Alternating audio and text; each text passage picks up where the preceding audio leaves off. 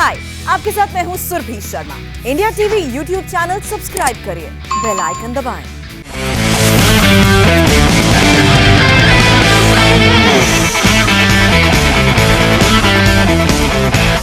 नमस्कार, आज की बात में आपका स्वागत है। आप सब जानते हैं कि प्रधानमंत्री नरेंद्र मोदी ने आज अपने मंत्रिमंडल का बड़ा विस्तार किया है। अब सबको इंतजार है पोर्टफोलियो एलोकेशन होने का, किस मंत्री को कौन सा मंत्रालय मिलेगा, इसका इंतजार हो रहा है।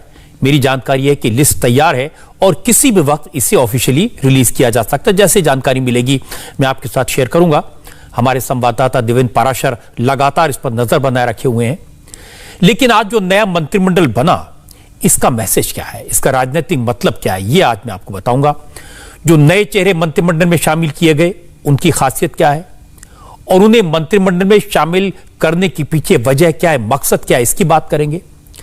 फिर 12 मंत्री ऐसे जिन्हें ड्रॉप किया गया, जिनमें बड़े बड़े नाम है रविशंकर प्रसाद, प्रकाश जावड़ेकर, इन लोगों से इस्तीफा लिया गया, उसकी वजह क्या है। मंत्रिमंडल के नए चेहरों के बारे में कई सारी बातें मैंने आपको कल बताई थी, आज वही सब सच साबित हुई। इस मंत्रिमंडल के चेहरे की सबसे बड़ी खासियत है समावेशी और क्षेत्रीय संतुलन, सबको साथ लेकर चलने की कोशिश और रीजनल बैलेंसिंग। ऐसा लग रहा है कि पहली बार देश में दलितों, पिछड़ों और गरीबों की सरकार है। आप इसको ओबीसी सरकार कह सकते हैं। पहली बार इतनी बड़ी संख्या में पिछड़े वर्ग के लोगों को मंत्रिमंडल में जगह मिली है। पहली बार ऐसा हुआ कि पिछड़े वर्ग के 27 नेताओं को मिनिस्टर बनाया गया है और इनमें से 5 कैबिनेट रैंक के हैं। ये एक बड़ी बात है। इसके साथ साथ नरेंद्र मोदी के मंत्रिमंडल में 20 SC/ST समुदाय के मंत्री हैं, 8 मिनिस्टर शेड्यूल ट्राइब के हैं और इनमें से 3 कैबिनेट में हैं। इसके अलावा 12 मंत्री शेड्यूल कास्ट हैं, जिनमें से 2 कैबिनेट रैंक के हैं। यह भी एक बड़ा परिवर्तन है। जो दलित समाज के मंत्री बनाए गए हैं, वो सिर्फ 1-2 जातियों के नहीं हैं, जिन्हें लोग आमतौर पर छोटी छोटी जातियां कहते हैं। ऐसे बहुजन समाज के हर वर्ग को प्रतिनिधित्व दिया गया है। आज के मंत्रिमंडल को देखकर अगर यह कहा जाए कि हमारे देश में विविधता की जो बात की जाती है, वो वाकई में नरेंद्र मोदी के मंत्रिमंडल में आपको दिखाई देगी। हर समाज के लोग अपने प्रतिनिधि को मंत्रिमंडल में देख सकते हैं। लेकिन इसके साथ साथ एक बात कहना जरूरी है कि सिर्फ जातियों का ख्याल रखा गया हो, ऐसा नहीं है। जाति के साथ साथ योग्यता, अनुभव, क्षेत्रीय संतुलन और राज्यों के राजनीतिक समीकरणों को भी पूरी तवज्जो दी गई है। काफी रिसर्च करके यह लिस्ट बनाई गई। कहने का मतलब है कि अगर देश के हर वर्ग को कैबिनेट में अपना रिप्रेजेंटेशन दिखेगा, मंत्रिमंडल में अपने प्रतिनिधि दिखेंगे, तो हर इलाके का प्रतिनिधित्व भी पूरी तरह से दिखाई देगा। 2 बड़ी बातें और हैं। अब मोदी के नए मंत्रिमंडल की एवरेज एज घट गई है। अब कैबिनेट की एवरेज एज 58 साल है। 14 मंत्री ऐसे हैं जिनकी उम्र 50 साल से भी कम है। मोदी की कैबिनेट में 11 महिलाओं को जगह मिली है, जिनमें 2 कैबिनेट रैंक की हैं। योग्यता और प्रोफेशनल क्वालिफिकेशन की बात करें तो मोदी के मंत्रिमंडल में 13 वकील हैं, 6 डॉक्टर्स हैं, 5 इंजीनियर हैं, 7 रिटायर्ड IAS हैं और 1 IFS हैं। यह तो हुई प्रशासनिक अनुभव की बात। जहां तक पॉलिटिकल एक्सपीरियंस का सवाल है, राजनीतिक अनुभव का सवाल है, तो मोदी की कैबिनेट में 3 पूर्व मुख्यमंत्री हैं, इन्हें मुख्यमंत्री रहने का अनुभव है। 18 मंत्री ऐसे हैं जिनको राज्य सरकारों में काम करने का अनुभव है। 33 नेता ऐसे हैं जो 3 बार से ज्यादा लोकसभा का चुनाव जीत चुके हैं। जिन राज्यों में चुनाव होना है, जाहिर है उनका ध्यान भी रखा गया है। सबसे ज्यादा तवज्जो उत्तर प्रदेश को मिली है। हम इस सारे मुद्दों पर आज एक एक करके डिटेल में बात करेंगे। लेकिन सबसे पहले मैं उस इशू की बात करना चाहता हूं जिसकी चर्चा देश की राजनीति में हमेशा सबसे ज्यादा होती है। वो मुद्दा है जाति का। इसका ध्यान लोग कम रखते हैं, खासतौर पर मंत्रिमंडल बनाने में। मोदी की कैबिनेट में दबे कुचले पिछड़े वर्ग का प्रतिनिधित्व सबसे ज्यादा आज दिखाई दिया। इससे पहले खटीक, दर्जी, सुनार, कुम्हार, राजभर, गोंड, निषाद, बिंद, मल्ला, केवट, कश्यप, धीवर, धनकर, गडरिये, मछुआरे, कहार, मांझी, तुरहा, ये ऐसी जातियां हैं जिनका मंत्रिमंडल में रिप्रेजेंटेशन दिखाई नहीं पड़ता था। वोट लेने के लिए सब लोग इनके पास जाते थे, लेकिन मंत्री बनाने में ये पीछे रह जाते थे। बनते थे लेकिन कम। लेकिन मोदी ने आज मंत्रियों के सिलेक्शन में इस बात का ख्याल रखा कि पिछड़े, अति पिछड़े, दलित, महादलित, आदिवासी और महिला सभी वर्गों को प्रतिनिधित्व मिले। जिन मंत्रियों ने शपथ ली उनमें जाति, समुदाय, वर्ग और क्षेत्र का ऐसा कॉम्बिनेशन दिख रहा है जिसमें पूरे देश की झलक दिखाई देती है। और ऐसा बिल्कुल नहीं है कि जातियों को जगह देने के लिए चक्कर में सिर्फ बड़े बड़े नामों को कंसिडर किया गया। जो नेता लो प्रोफाइल होकर काम कर रहे हैं उनके अनुभव को तवज्जो दी गई। अब मैं आपको उदाहरण देकर समझाता हूं एक एक बात, जो मैं कह रहा हूं उसका मतलब क्या है और कैसे ये किया गया है। टीकमगढ़ से एमपी हैं डॉक्टर वीरेंद्र कुमार। दलित नेता हैं, शेड्यूल कास्ट हैं और साफ कहूं तो खटीक हैं। लेकिन आप सुनकर चौंक जाएंगे कि 7 बार चुनाव जीत चुके हैं लेकिन कभी चर्चा में नहीं रहे। लोकप्रिय नेता हैं। नरेंद्र मोदी की पिछली सरकार में डॉक्टर वीरेंद्र कुमार 2017 से 2019 तक राज्य मंत्री रहे। तो नरेंद्र मोदी उन्हें अच्छी तरह जानते हैं, उनके काम को जानते हैं। तो मोदी ने अनुभव के आधार पर उन्हें मंत्रिमंडल में अब कैबिनेट मिनिस्टर के रूप में जगह दी। इसी तरह यूपी के जालौन से एमपी हैं भानु प्रताप वर्मा। भानु प्रताप दलित नेता हैं, जाति से कोयरी हैं, 5 बार चुनाव जीत चुके हैं। आसान नहीं होता उत्तर प्रदेश में 5 बार चुनाव जीतना, लेकिन वो भी चुपचाप काम करने वाले नेता हैं। पहली बार मोदी उन्हें सरकार में भागीदार बनाया। यूपी के एक और नेता कौशल किशोर को मंत्रिमंडल में शामिल किया गया है। कौशल किशोर मोहनलालगंज से दूसरी बार एमपी हैं, जाति से पासी हैं, उत्तर प्रदेश विधानसभा के मेंबर रह चुके हैं, यूपी सरकार में मंत्री रह चुके हैं। और हैरान करने वाली बात है कि कुछ दिन पहले उन्होंने प्रधानमंत्री को चिट्ठी लिखकर कोरोना के दौरान हॉस्पिटल में मिसमैनेजमेंट पर चिंता जाहिर की थी। लोगों को लगा था पब्लिकली सरकार के काम पर सवाल उठाने वाले को मंत्रिमंडल में कैसे शामिल किया जाएगा। जब उनका नाम आया तो कोई मानने को तैयार नहीं था। लेकिन मोदी ने मैसेज दिया, जो सही को सही और गलत को गलत कह सकता है उसकी राय का सम्मान होगा।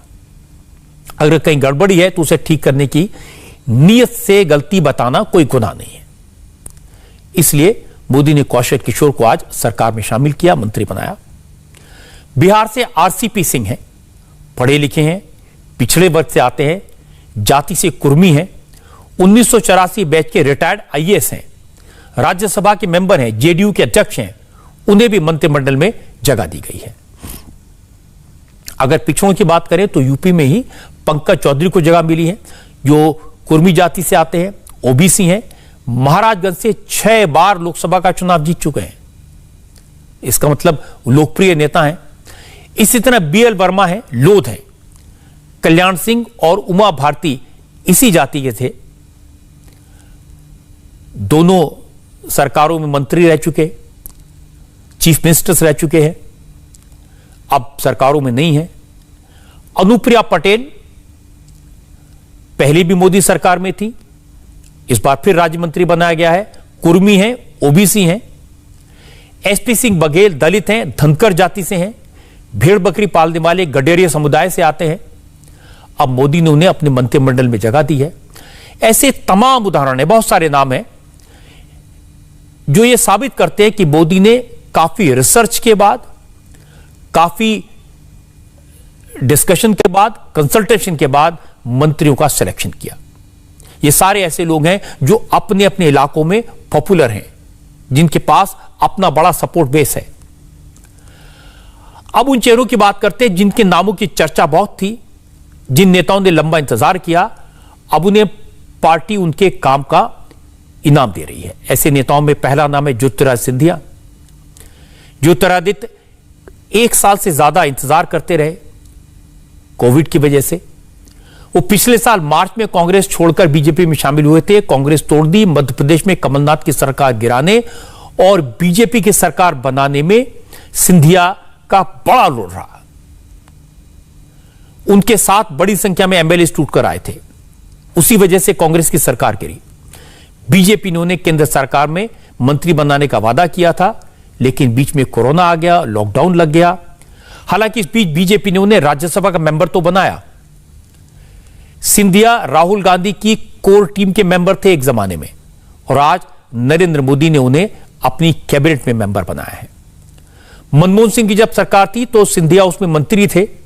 उन्होंने टेलीकम्युनिकेशन, कॉमर्स और पावर जैसे मंत्रालयों में काम किया।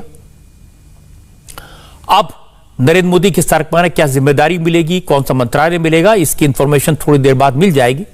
लेकिन सिंधिया यंग हैं, पढ़े लिखे हैं, अनुभवी हैं, 4 बार लोकसभा का चुनाव जीत चुके हैं और फिलहाल राज्यसभा के मेंबर हैं। तो जब कांग्रेस से लड़ाई होगी, जंग होगी चुनावी मैदान में, तो ये मोदी के बहुत काम आएंगे। चर्चित चेहरों में दूसरा नाम नारायण राणे का है। नारायण राणे पुराने शिव सैनिक हैं, शिवसेना को अंदर से जानते हैं। फिर वो कांग्रेस में चले गए थे, फिर अपनी पार्टी बनाई थी, और फिर राजनीति का जब उन्होंने रुख देखा तो उन्होंने अपनी पार्टी को बीजेपी में मर्ज कर दिया। बहुत चतुर चालाक राजनेता हैं, रणनीतिकार हैं, हवा के रुख को पहचानते हैं। महाराष्ट्र के कोंकण रीजन को रिप्रेजेंट करते हैं, उनका वहां काफी असर है। रत्नागिरी और सिंधुदुर्ग में इनका काफी प्रभाव है। महाराष्ट्र के मुख्यमंत्री रह चुके हैं, वहां की सरकारों में मंत्री रह चुके हैं, 6 बार विधानसभा के मेंबर रहे, 1 बार विधान परिषद के मेंबर भी रहे, और महाराष्ट्र में 6 साल तक विपक्ष के नेता भी रहे। तो अनुभव की भरमार है। फिलहाल राज्यसभा के मेंबर हैं, 40 साल से सियासत में हैं। आज नारायण राणे को मोदी ने अपने मंत्रिमंडल में कैबिनेट मंत्री के तौर पर शामिल किया। यह महाराष्ट्र की सियासत के लिए बड़ा संकेत है। महाराष्ट्र में शिवसेना से लड़ने के लिए यह मोदी के काम आएंगे। एक और पूर्व मुख्यमंत्री ने आज मोदी के मंत्रिमंडल में कैबिनेट मिनिस्टर के तौर पर शपथ ली, सर्बानंद सोनोवाल। सर्बानंद सोनोवाल कुछ महीने पहले तक असम के मुख्यमंत्री थे। उनकी लीडरशिप में बीजेपी ने लगातार दूसरा चुनाव जीता। वो खुद माजरी सीट से चुनाव जीते, इस वक्त भी विधायक हैं। लेकिन चूंकि बीजेपी ने कांग्रेस से आए हेमंता बिस्वा शर्मा को मुख्यमंत्री बनाने का वादा किया था, इसलिए सर्बानंद सोनोवाल ने बिना किसी हिचक के पार्टी के कहने से कुर्सी छोड़ दी, और इसका पुरस्कार आज नरेंद्र मोदी ने उन्हें दिया। वैसे सर्बानंद सोनोवाल आदिवासी समुदाय से हैं, कचारी जनजाति से आते हैं, लेकिन पढ़े लिखे हैं, तेज तर्रार नेता हैं, छात्र नेता रह चुके हैं, डायनेमिक है, 3 विधानसभा चुनाव जीते हैं, 2 बार लोकसभा चुनाव जीत चुके हैं। तो चुनाव जीतने का खासा अनुभव है उनके पास में। नरेंद्र मोदी की पहली सरकार में सर्बानंद सोनोवाल मंत्री थे, लेकिन 2016 में पार्टी ने उन्हें असम का मुख्यमंत्री बनाया। अब फिर से दिल्ली आए हैं। नॉर्थ ईस्ट में ये नरेंद्र मोदी की सरकार का ट्राइबल चेहरा होंगे। कैबिनेट मंत्री बनने के बाद नारायण राणे ने प्रधानमंत्री मोदी के साथ साथ महाराष्ट्र में नेता विपक्ष देवेंद्र फडणवीस को भी धन्यवाद कहा। महाराष्ट्र के विपक्ष के नेता फडणवीस साहब, इस सभी का बहुत आभारी हूँ, उनको धन्यवाद देता हूँ। उनके वजह से ही मैं आज मंत्री बन गया हूँ। मैं माननीय पंतप्रधान मोदी जी के नेतृत्व में केंद्रीय मंत्री बन गया हूँ। उनके मार्गदर्शन से मैं अपने देश में जो जिम्मेदारी देंगे वो मैं अच्छी तरह से संभालूंगा। एक बात समझ लीजिए, नारायण राणे ने देवेंद्र फडणवीस को शुक्रिया इसलिए कहा क्योंकि राणे को बीजेपी लाने में फडणवीस का बड़ा रोल है। अब केंद्र के साथ साथ महाराष्ट्र की राजनीति में नारायण राणे की बड़ी भूमिका होगी। नरेंद्र मोदी के मंत्रिमंडल में सर्बानंद सोनोवाल, नारायण राणे और सिंधिया ये वो लीडर हैं जिनका कर्ज चुकाना बाकी था। सोनोवाल ने असम में बीजेपी को खड़ा किया, लेकिन दूसरी बार मुख्यमंत्री बनाने के लिए जिद नहीं की। हेमंता बिस्वा शर्मा को मुख्यमंत्री बनने दिया। हेमंता का मुख्यमंत्री बनना और राणे और सिंधिया का कैबिनेट मिनिस्टर बनना इस बात को पुख्ता करेगा कि अगर दूसरी पार्टी से आए नेता धैर्य रखते हैं, संयम रखते हैं, इंतजार करते हैं, तो उन्हें सम्मान मिलेगा। उन्हें आउटसाइडर मानकर इग्नोर नहीं किया जाएगा। ये सब नेता आने वाले दिनों में चुनावी लड़ाई में नरेंद्र मोदी के लिए सिपह सालारों की भूमिका में आपको दिखाई देंगे। चुनावों को ध्यान में रखकर ही नरेंद्र मोदी ने अपने मंत्रिमंडल का विस्तार करते वक्त राजनीतिक समीकरणों का पूरा ख्याल रखा। जिन राज्यों में अगले 1-1.5 साल में इलेक्शन होने वाले हैं, उन राज्यों को खास तवज्जो दी गई। तो सबसे पहले यूपी में चुनाव है, सबसे बड़ा चैलेंज वहीं पर है। राजनीतिक लिहाज से बीजेपी के लिए उत्तर प्रदेश सबसे ज्यादा जरूरी है, इसलिए सबसे ज्यादा फोकस यूपी की सियासत पर है। आज जिन मंत्रियों को शपथ दिलाई गई, उनमें से 7 उत्तर प्रदेश से हैं और मोदी के मंत्रिमंडल में यूपी के नेताओं के नाम देखकर आपको वहां के जातिगत समीकरणों की जानकारी अपने आप हो जाएगी, बखूबी हो जाएगी। फॉर्मूला वही है, जिसकी जितनी हिस्सेदारी उसकी उतनी भागीदारी। इसी फॉर्मूले पर यूपी के सभी वर्गों को जगह मिली है। यूपी से पिछड़े वर्ग के 3 नेताओं को आज मंत्रिमंडल में जगह दी गई। इनमें अनुप्रिया पटेल, पंकज चौधरी और बीएल वर्मा शामिल हैं, जिनमें अनुप्रिया पटेल और बीएल शर्मा कुर्मी है, जैसा मैंने आपको पहले भी बताया, जबकि पंकज चौधरी लोध है। इसी तरह यूपी के 3 दलित नेताओं ने भी आज मंत्री पद की शपथ ली। इसमें डॉक्टर सत्यपाल सिंह बघेल, भानु प्रताप सिंह वर्मा और कौशल किशोर शामिल हैं। भानु प्रताप वर्मा कोयरी हैं, कौशल किशोर पासी जाति से हैं और कुछ वक्त से यह कहा जा रहा है कि यूपी में ब्राह्मण बीजेपी से नाराज हैं, ब्राह्मणों की उपेक्षा हो रही है। इसलिए मोदी ने आज यूपी में एक ब्राह्मण नेता को भी अपने मंत्रिमंडल में शामिल किया। लखीमपुर खीरी से सांसद अजय कुमार मिश्रा को मंत्री बनाया गया है। एनडीए गठबंधन में है 2014 से और हम 3 चुनाव साथ में लड़ चुके हैं और तीनों चुनाव के जो परिणाम रहे हैं अब तक, वो इस बात को स्पष्ट रूप से प्रमाणित करते हैं कि अपना दल और भारतीय जनता पार्टी का उत्तर प्रदेश में जो राजनीतिक गठबंधन है, उसे जनता पसंद भी करती है, उसे वोट करती है और हमें बार बार जनता की सेवा करने का अवसर भी देती है। तो इसलिए मेरा यही कहना है कि अपना दल एक सहयोगी के रूप में जिस प्रकार भारतीय जनता पार्टी के साथ मिलकर प्रदेश की जनता की सेवा करता आया है, आगे भी अब मंत्रिपरिषद में भागीदारी के बाद भी हमारी यही कोशिश होगी कि जिस वंचित, पिछड़े, शोषित, दलित, कमजोर समाज के लिए आवाज उठाने का काम अपना दल इतने वर्षों तक करता आया है, हम उसी को आगे बढ़ाएंगे। अनुप्रिया पटेल को मंत्रिमंडल में इसलिए शामिल किया गया कि उत्तर प्रदेश में चुनाव होने वाले हैं और उनकी पार्टी के सपोर्ट की जरूरत होगी। इससे तरह निषाद, राजभर, इन जातियों के नेताओं की भी जरूरत होगी। तो आज जो मंत्रिमंडल का विस्तार हुआ है, उसका उत्तर प्रदेश की सियासत पर क्या असर होगा, इसके बारे में बात करने के लिए लखनऊ चलते हैं। रुचि कुमार हमारी संवाददाता, बहुत अनुभवी हैं, उत्तर प्रदेश की राजनीति के चप्पे चप्पे को जानते हैं। रुचि, संक्षेप में आज जो 7 मंत्रियों को उत्तर प्रदेश से शामिल किया गया, तो क्या उसका असर आप देखती हैं उत्तर प्रदेश की राजनीति पर? देखिए, पूरा होमवर्क बीजेपी ने किया है कि अति दलित और अति पिछड़े जो वोट हैं उस पर नज़र है बीजेपी की। अब जैसे देखिए, कुर्मी की बात करें, अनुप्रिया पटेल को मंत्री बनाया है, 7% कुर्मी वोट है और यहाँ पर 16 जिले ऐसे हैं जिसमें 12% से ज़्यादा कुर्मी वोट है। मिर्ज़ापुर है, सोनभद्र है, बरेली है, उन्नाव, जालौन, लंबी लिस्ट है रजत जी, जहाँ पे कुर्मी वोट काफ़ी ज़्यादा मायने रखता है। इसी तरह जैसे बघेल को बनाया है मंत्री, वो गरेड़िया वर्ग से आते हैं।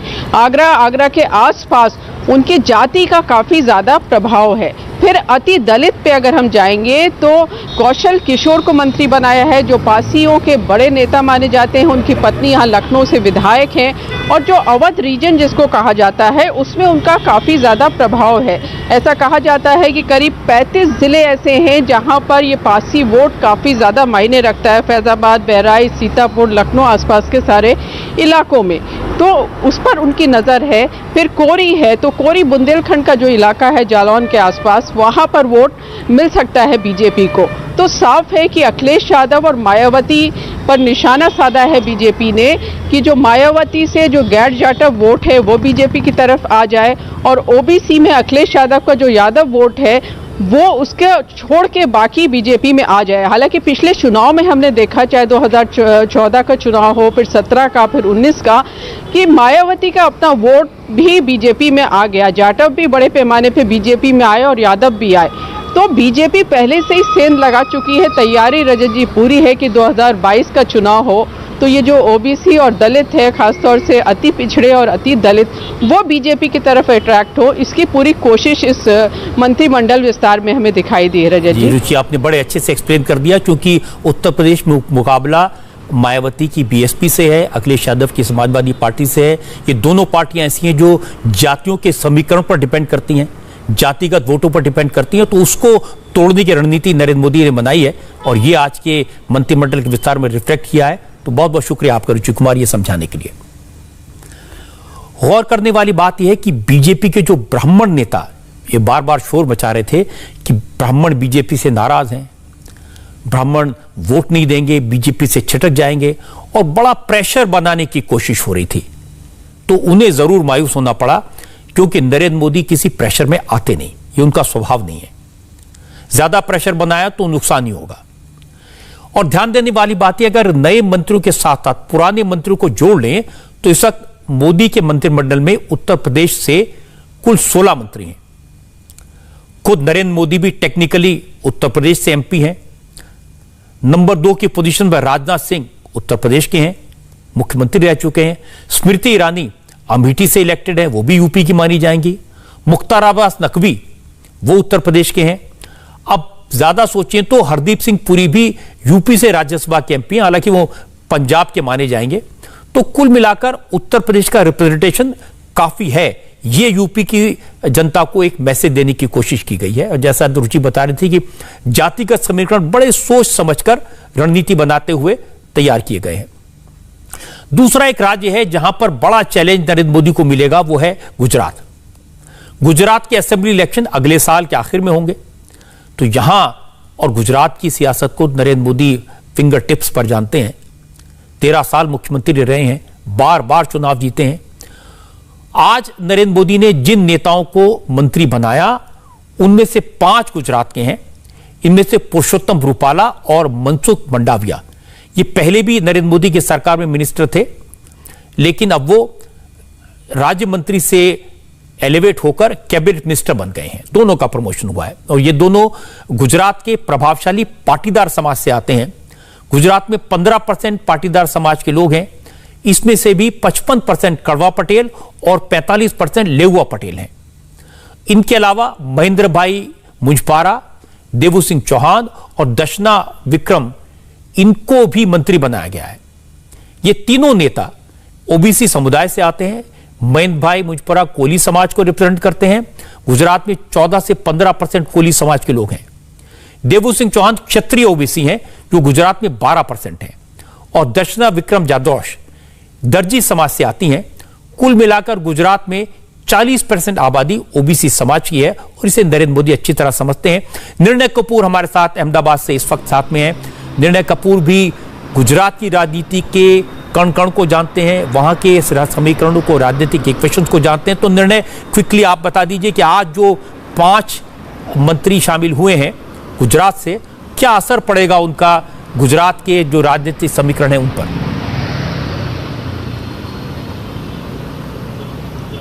देखिए रजत जी, अगर एक लाइन में कहें तो नरेंद्र मोदी ने एक ही मुंह से सभी को खुश कर दिया है। मैं आपको बता दूं, गुजरात की राजनीति जितनी सिंपल दिखती है कास्ट वाइज, उतनी है नहीं, बहुत कॉम्प्लिकेटेड है। और पर मोदी इसे बहुत अच्छी तरह समझते हैं, क्योंकि कास्ट सबकास्ट इसके सारे इक्वेशंस अगर हमें समझते हैं तो एक लार्जर पिक्चर को हमें देखना पड़ेगा, किस तरह से उन्होंने सारे समीकरण एक ही मुंह से बैठा दिए। और इसमें अगर हम देखें तो पहले जो संगठन में चेंज किए गए, उसके बाद गवर्नर्स की नियुक्ति हुई और अब जो आज कैबिनेट एक्सपेंशन हुआ, इसमें अगर आप देखें तो सभी कास्ट और सभी रीजन्स को एक साथ बैलेंस करने की कोशिश की गई है। सबसे बड़ा अगर आप देखें मूव जो ये है वो ये है कि पाटीदारों को एक तरह से वापस से ये विश्वास दिलाने की कोशिश की गई है कि बीजेपी उनके साथ हमेशा से खड़ी थी, आज भी है। पाटीदार एक बहुत बड़ा सपोर्ट भी रहे हैं बीजेपी के लिए, और इसीलिए आप देखिए केंद्रीय कैबिनेट में दोनों जो मंत्री थे पाटीदार मंत्री, उन्हें कैबिनेट मिनिस्टर का रैंक दिया गया है। इसके अलावा ओबीसी वोटर्स जो हैं, और सबसे बड़ी बात यह कि दोनों जो हैं ये सौराष्ट्र रीजन से आते हैं।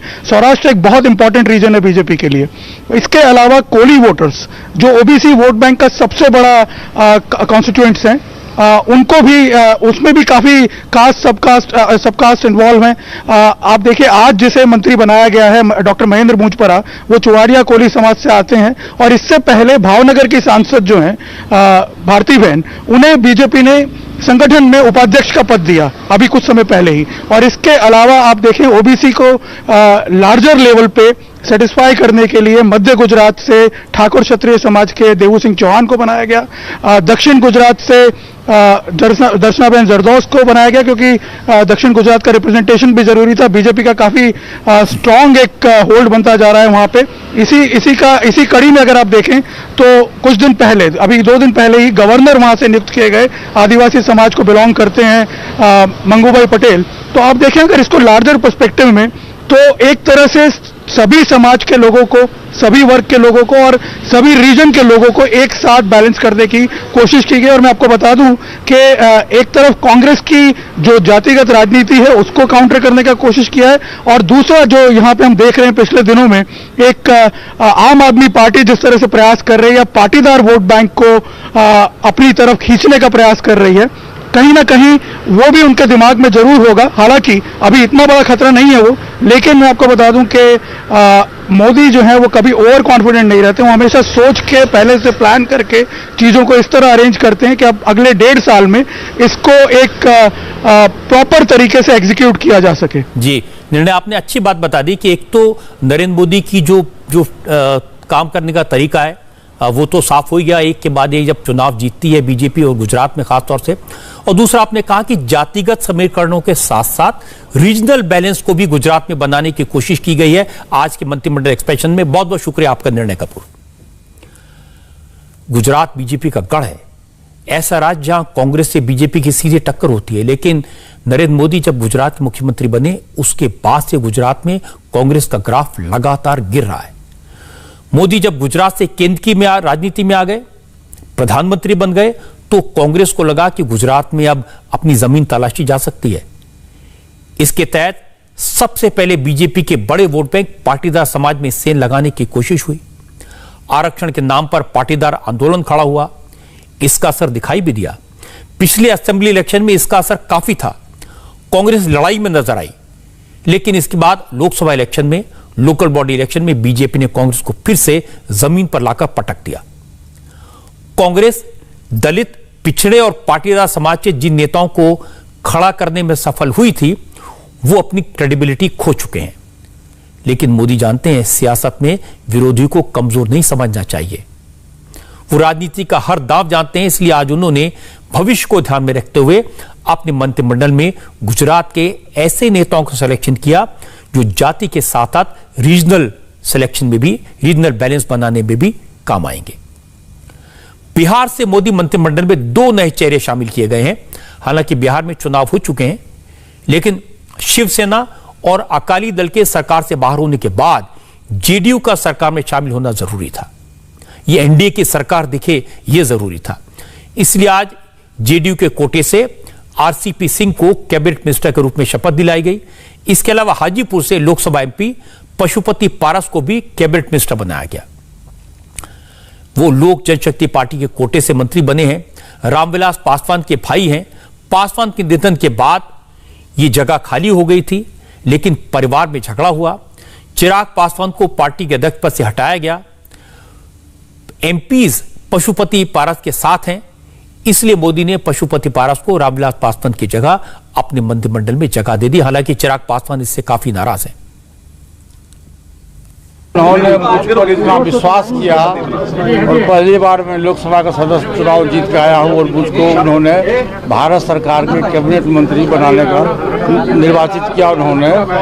मैं इसके लिए उनका आभार व्यक्त करता हूं और साथ ही मैं जहां से मैं जीत के आया हूं, हाजीपुर संसदीय क्षेत्र से मैं जीत के आया हूं, हाजीपुर की जनता का भी मैं आभार करता हूं, मैं उनको नमन करता हूं, मैं उनको प्रणाम करता हूं। जो मुझको जवाबदेही मिली है मैं पूरी निष्ठा से, पूरी ईमानदारी से मैं सेवा करूंगा। जो भी विभाग मिलेगा मैं उसकी सेवा करूंगा।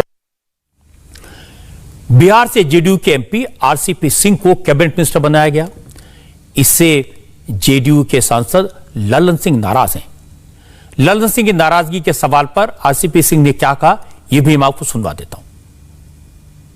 ललन बाबू और हमें कोई फर्क है क्या? ललन बाबू नीचे सब लोग मजबूती से रहेंगे। बहुत सब केंद्र में अगर आप देखिएगा तो हम लोग एनडीए का हिस्सा हैं और इसमें भारतीय जनता पार्टी खुद अपने आप में बहुमत है। ये तो प्रधानमंत्री जी की समझिए कि जो नीचे उदारता है कि भाई उन लोग जितने भी उनके साथ जुड़े हुए हैं, हमारे एलजेपी के भी हैं और भी हैं, उन सब लोगों को उसमें रखा है। एक संदेश है उसमें। देखिए आप हर एक जगह जोड़ घटाव गुना भाग और फॉर्मूला नहीं कर सकते। मंत्रिमंडल में विस्तार के जरिए मोदी ने एक बड़ा मैसेज दिया। वो प्रेशर में नहीं आएंगे, वो किसी की जिद के आगे झुकेंगे नहीं।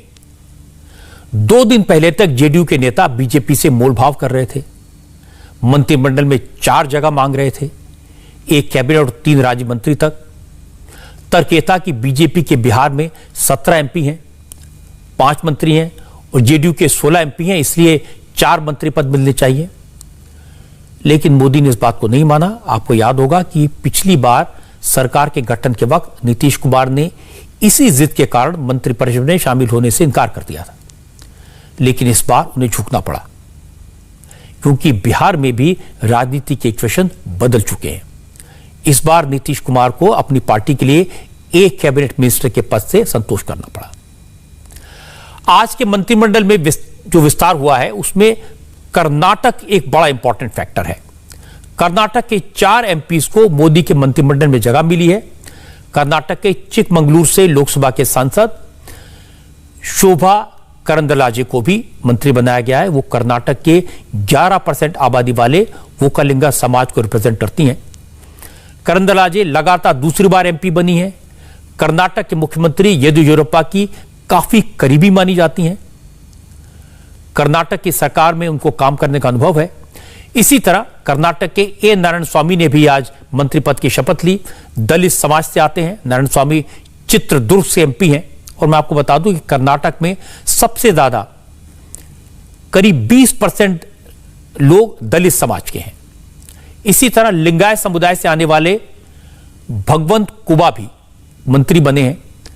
भगवंत कुबा कर्नाटक के बिदर से आने वाले सांसद हैं और बड़ी बात यह कि कर्नाटक में 14% लिंगायत समाज के लोग हैं। राज्यसभा के एमपी राजीव चंद्रशेखर ने राज्य मंत्री के तौर पर शपथ ली है। राजीव चंद्रशेखर पार्लियामेंट की कई स्टैंडिंग कमेटी के मेंबर रह चुके हैं। कंप्यूटर साइंस में एमटेक हैं। हार्वर्ड यूनिवर्सिटी से एडवांस मैनेजमेंट की पढ़ाई की है और बड़े इंडस्ट्रियलिस्ट हैं, कामयाब एंटरप्रेन्योर हैं। उनकी प्रेजेंस पढ़े लिखे लोगों की जो नंबर है उसको बढ़ाएगी। इस मंत्रिमंडल विस्तार के आफ्टर इफेक्ट कर्नाटक की सियासत में जल्दी ही दिखाई देंगे। 2 बातें गौर करने वाली हैं। पहली है कि मोदी ने सदानंद गौड़ा को कैबिनेट से बाहर किया। सियासी तौर पर सदानंद गौड़ा का येदियुरप्पा से 36 का आंकड़ा है। सदानंद गौड़ा कर्नाटक के पूर्व मुख्यमंत्री हैं। अगर उनकी कर्नाटक में वापसी होती है तो वो किसी रोल में होंगे। क्या रोल होगा यह भी सवाल बना हुआ है और इस सवाल का जवाब अगर सोचते हैं तो लगता है कि हो सकता है कर्नाटक में बड़े बदलाव के बारे में सोचा जा रहा हो।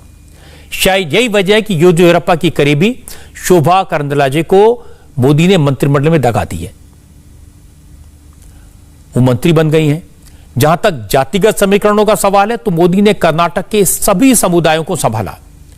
वोकालिंगा, लिंगायत और दलित सबको प्रतिनिधित्व दिया और इसी तरह कर्नाटक के सारे रीजन्स को भी जगह दी है।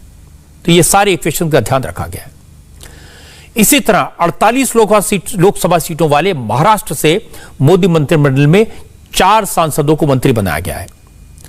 नारायण राणे के बारे में मैंने डिटेल में आपको बताया है, आपने उनकी बात भी सुनी है। आज सबसे पहले कैबिनेट मंत्री की शपथ लेने राणे आए और इसके बाद कपिल पाटिल, डॉक्टर भागवत कराड और भारती पवार ने भी मंत्री पद की शपथ ली। ये तीनों मोदी सरकार में राज्य मंत्री के तौर पर शामिल हुए हैं।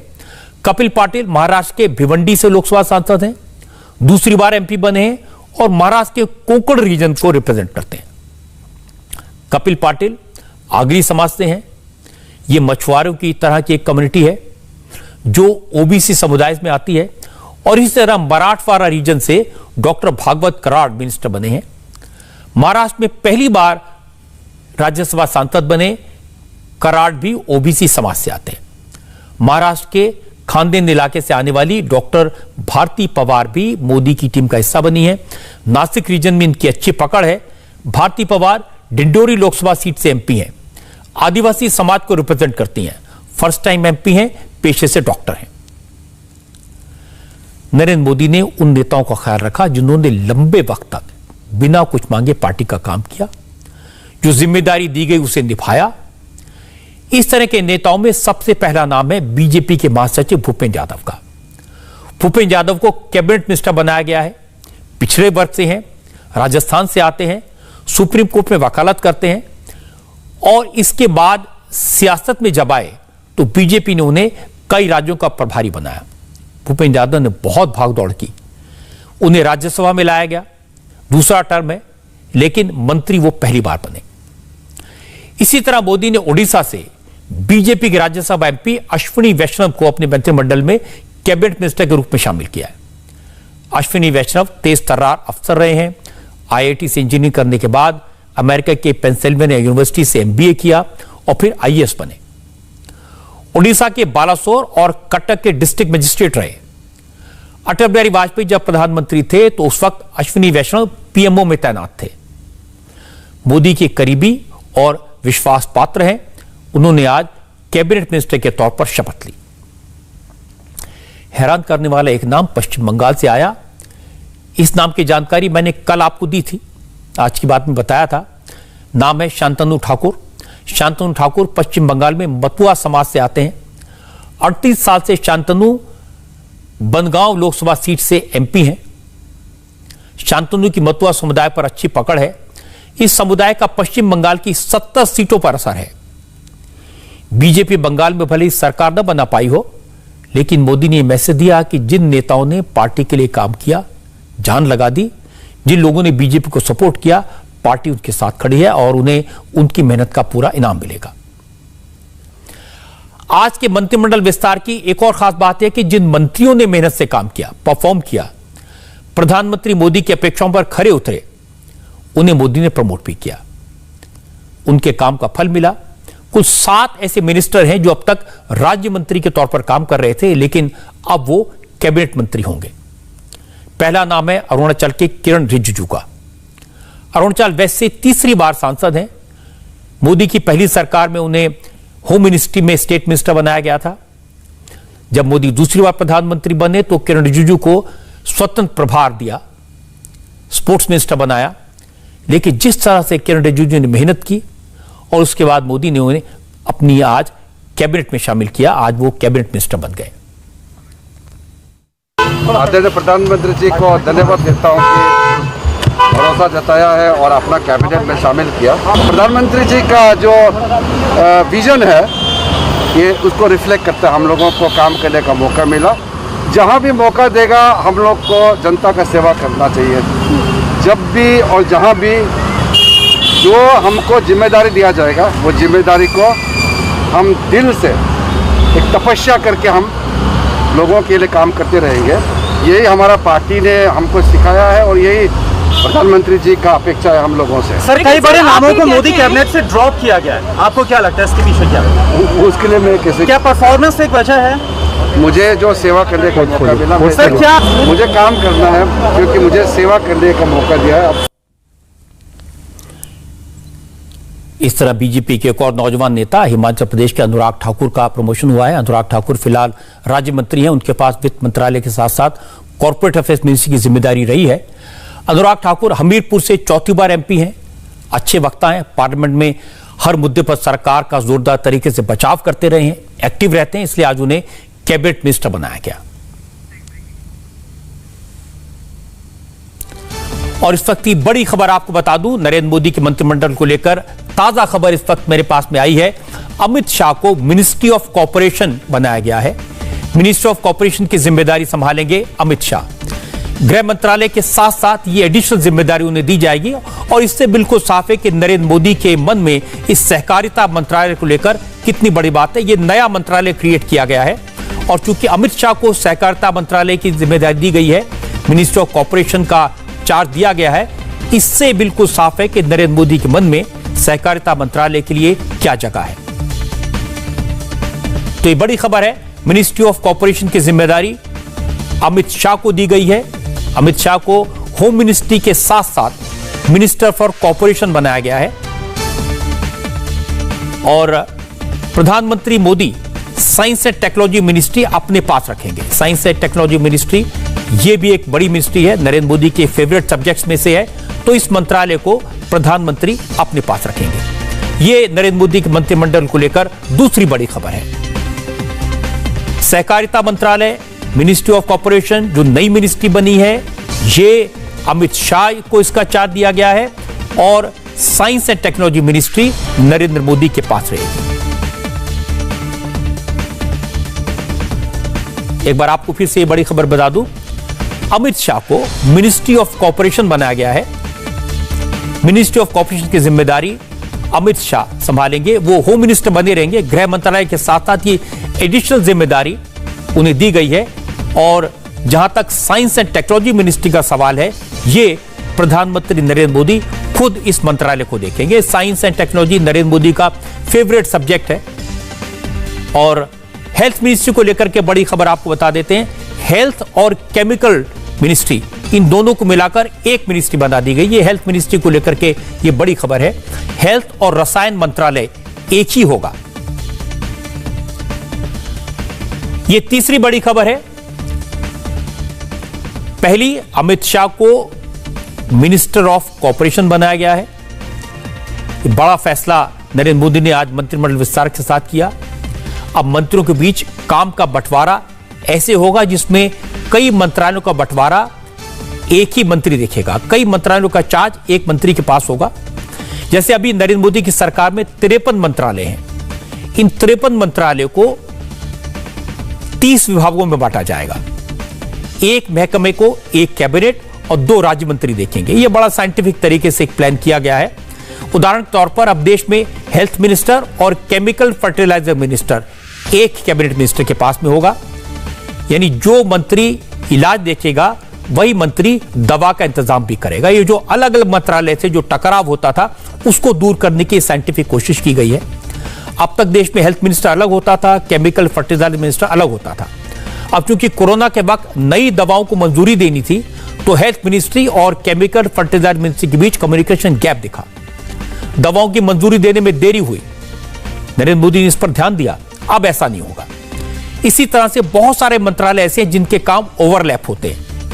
नए सिस्टम में इन्हें एक मंत्रालय का रूप दिया जाएगा। ये तैयारी कर ली गई है। तो अब हेल्थ मिनिस्टर कौन बनेंगे? जिनके पास में केमिकल मिनिस्ट्री का भी चार्ज होगा, तो मनसुख मंडाविया ये नए हेल्थ मिनिस्टर होंगे जिनके पास में केमिकल एंड फर्टिलाइजर मिनिस्ट्री का चार्ज भी होगा। तो एक मंत्रालय बना है। मनसुख मंडाविया अब नए हेल्थ मिनिस्टर बनेंगे डॉक्टर हर्षवर्धन की जगह। देवेंद्र पाराशर हमारे संवाददाता हमारे साथ हैं जिनके पास ज्यादा जानकारी है। देवेंद्र, पहली बात तो हमने सुनी, मनसुख मंडाविया हेल्थ मिनिस्टर बनेंगे। जी हाँ, और एक दूसरा महत्वपूर्ण डेवलपमेंट दिखा है पोर्टफोलियो एलोकेशन में कि जो नई मिनिस्ट्री बनाई है कॉर्पोरेशन मिनिस्ट्री, उस कॉर्पोरेशन मिनिस्ट्री की जिम्मेदारी दी जा रही है मौजूदा गृह मंत्री अमित शाह को। और उससे ये बताया जा रहा है कि ये कॉर्पोरेशन मिनिस्ट्री का इतना ज्यादा महत्व है। चाहे महाराष्ट्र की बात कर ले, गुजरात की बात कर ले, वहाँ पे कॉपरेटिव बहुत ज्यादा विस्तार है। हालांकि देश में हर जगह पे है, लेकिन महाराष्ट्र गुजरात में बहुत ज्यादा है। और कॉर्पोरेशन मिनिस्ट्री को महत्व देते हुए उसकी कमान अमित शाह के पास सौंपी गई है, ऐसा हमारे टॉप सोर्स बता रहे हैं। जी रजा जी। और कई मंत्रालयों को मिलाकर एक मंत्रालय बनाया जाएगा और एक कैबिनेट मिनिस्टर उस मंत्रालय का चार्ज होगा। जिन मंत्रालयों में क्लैश होता था उनको एक कर दिया जाएगा, यह भी फैसला हुआ है। जी हाँ, 53 यूनियन मिनिस्ट्री को 30 कैबिनेट मंत्री और 2 एमओएस इंडिपेंडेंट ये मिलकर चलाएंगे। और इसके पीछे जो वजह बताई जा रही है कि बहुत सारे काम जिसमें मिनिस्ट्री के काम ओवरलैप होता है, और ऐसा कई बार पहले हमने देखा कि जो जीएम बनाया जाता था उस जीएम बनाने के पीछे मकसद ही यही होता था। जैसे एग्रीकल्चर मिनिस्ट्री का कोई मसला है तो कॉमर्स मिनिस्ट्री उसमें अड़ंगा डालता था, ये सारी चीज़ें होती थी। तो उसमें एक जैसे काम जिन मंत्रालयों के होते हैं उन्हें एक मंत्री के अंतर्गत रखने की ये कोशिश है, जिसके तहत ज़्यादा बेहतर कोऑर्डिनेशन हो, बेहतर सिनर्जी के साथ काम करें और जो रेड टेपिज्म होता है, लाल फीताशाही होती है, काम में तेज़ी आए। इन सारी वजहों से ये काम किया गया है, जिसमें 53 मंत्रालय, 30 कैबिनेट मंत्री और 2 एमओएस इंडिपेंडेंट मिलकर चलाएंगे। जी देवेंद्र पाराशर, मैं सुबह से देख रहा हूं आपने सारी बड़ी बड़ी खबरें, एक्सक्लूसिव खबरें सबसे पहले दी हैं और बड़े स्पेसिफिक डिटेल के साथ वो खबरें दी हैं, तो बहुत मैं आपकी तारीफ करना चाहता हूं और इसी तरह से लगे रहिए। हमें इंतजार है और जो मंत्रालय हैं वो पोर्टफोलियोज किसको दी जाएंगे और मुझे लगता है आपसे ही सबसे पहले वो जानकारी मिलेगी, तो बहुत बहुत शुक्रिया आपका। तो कल्चर और टूरिज्म और ये जो नॉर्थ ईस्ट को जिम्मेदारी दी गई है एक ही मंत्री को दी जाएगी, इस तरह का भी फैसला हुआ है। कल्चर, टूरिज्म और नॉर्थ ईस्ट की जिम्मेदारी एक मिनिस्टर को दी जाएगी। तो 2-3 बड़ी खबरें आपको बता देता हूं। पहली खबर यह है कि नरेंद्र मोदी ने जो नई कोऑपरेटिव मिनिस्ट्री बनाई है इसकी जिम्मेदारी अमित शाह को दी गई है। कल्चर और टूरिज्म और नॉर्थ ईस्ट की जिम्मेदारी एक ही मंत्री को दी जाएगी। यह आपस में रिलेटेड सब्जेक्ट है, इसलिए एक बार फिर से आपको बताता हूं कि कल्चर, टूरिज्म और नॉर्थ ईस्ट की जिम्मेदारी एक ही मंत्री को दी जाएगी। यह नया प्लान है, नए मंत्रालय का जो डिस्पेंसेशन है नरेंद्र मोदी का, उसमें कल्चर, टूरिज्म और नॉर्थ ईस्ट का विकास ये एक ही मिनिस्टर के तहत होगा। इसका बड़ा फायदा यह होगा कि नॉर्थ ईस्ट में टूरिज्म का विकास बड़ी तेजी से हो पाएगा।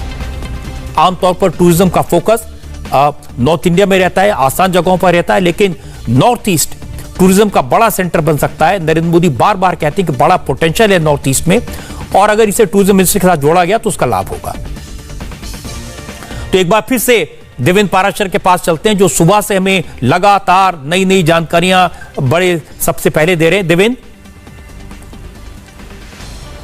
और एक मिनिस्ट्री जो कि साइंस एंड टेक्नोलॉजी मिनिस्ट्री है, उसका महत्व, उसको कितना ज़्यादा आगे आने वाले दिनों में महत्व दिया जाएगा, इसका सीधा अर्थ इस बात से समझा जा सकता है कि जो एमओएस होंगे वो पीएमओ के अंतर्गत जो एमओएस हैं वो देखेंगे और सीधे सीधे प्रधानमंत्री के सुपरविजन में साइंस एंड टेक्नोलॉजी मिनिस्ट्री होगी। और कोरोना के काल में हमने देखा है कि किस प्रकार से चाहे वैक्सीनेशन का मामला हो या कोरोना को रोकथाम को लेकर जो साइंटिफिक उपाय किए जाएँ, चाहे साइंटिफिकली मास्क हमने बनाया ये या पीपीई किट बनाई, ये सारी चीज़ें बहुत कोरोना के दौर में दिखी कि कितना ज़्यादा महत्व है साइंस एंड इनोवेशन का। और उस लिहाज से इस बार एमओएस जो पीएमओ हैं सीधे पीएम के सुपरविजन में इस काम को बहुत ज़्यादा महत्व दिया जाएगा, ऐसा हमारे टॉप सोर्स बता रहे हैं।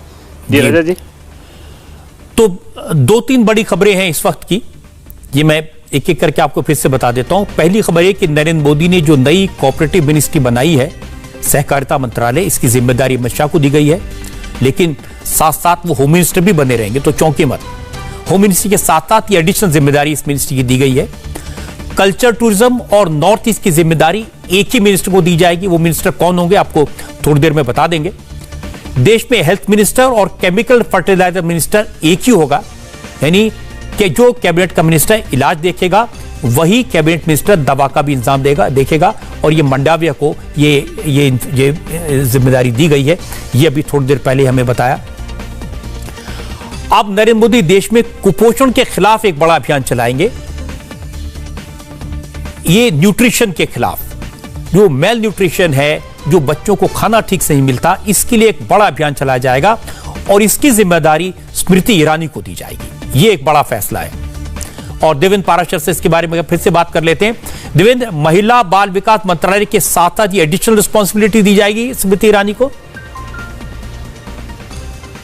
जी हाँ, निश्चित तौर पे, और क्योंकि ये दोनों काम एक जैसे हैं तो ऐसी स्थिति में केंद्रीय मंत्री स्मृति ईरानी इन दोनों मंत्रालय का कामकाज देखेंगे एक साथ, ताकि बेहतर कोऑर्डिनेशन, बेहतर सिनर्जी के साथ इस काम को किया जा सके। और स्मृति ईरानी की बात करें तो महिला विकास मंत्रालय के में भी उन्होंने बहुत सारे इनोवेटिव काम किए हैं, और उस लिहाज से माना जा रहा था कि आगे आने वाले दिनों में इनको कोई और अतिरिक्त जिम्मेदारी भी दी जा सकती, और ये जिम्मेदारी उनको दी गई है।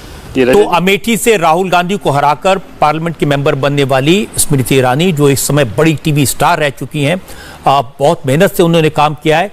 महिला बाल विकास मंत्रालय के साथ साथ उन्हें कुपोषण से, मेल न्यूट्रिशन से निपटने की जिम्मेदारी दी जाएगी, और स्मृति ईरानी के लिए बड़ा चैलेंज होगा। और देश में अगर कुपोषण को मिटा पाए तो यह बहुत बड़ा काम होगा, इसके लिए देश उन्हें हमेशा याद रखेगा। तो IT minister, information technology minister Ashwin Vaishnaw बड़े टेक्नोक्रेट हैं जिनका जिक्र हम कर रहे थे। देवेंद्र पाराशर के पास एक बार फिर से चलते हैं।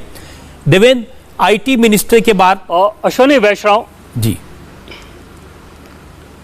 हाँ, बताइए। आईटी के साथ साथ रेलवे, इन दोनों मंत्रालय का जिम्मा अश्विनी वैष्णव को दिया गया है, जो कि पूर्व नौकरशाह हैं और मूल रूप से राजस्थान के रहने वाले, उड़ीसा कैडर के आईएएस रहे हैं, और वाजपेयी जी की सरकार में भी वाजपेयी जी के साथ थे, और ये माना जाता है कि वो डूअर है। इंफ्रास्ट्रक्चर काम की उनकी समझ भी बहुत अच्छी मानी जाती रही है। मैनेजमेंट होल्डर है वो, फॉरेन की यूनिवर्सिटी से उन्होंने मैनेजमेंट की डिग्री भी हासिल की है। तो कुल मिलाकर उनके प्रशासनिक योग्यता, प्रशासनिक अनुभव को देखते हुए जब आज उनको मंत्रिमंडल में शामिल किया गया था, तभी यह तय माना जा रहा था कि इनका पोर्टफोलियो बहुत अहम होगा, और ये दिख रहा है कि आईटी मिनिस्ट्री और रेलवे, इन दोनों की जिम्मेदारी अश्विनी वैष्णव को दी गई है। तो इस वक्त एक और बड़ी खबर, रेलवे मिनिस्टर अश्विनी वैष्णव, पीयूष गोयल अब तक रेलवे मिनिस्टर थे, तो यह जिम्मेदारी अश्विनी वैष्णव को दी गई है। लेकिन अश्विनी वैष्णव को इसके साथ साथ आईटी मिनिस्टर भी बनाया गया है, यानी इंफॉर्मेशन टेक्नोलॉजी की जिम्मेदारी भी उन्हें दी गई है।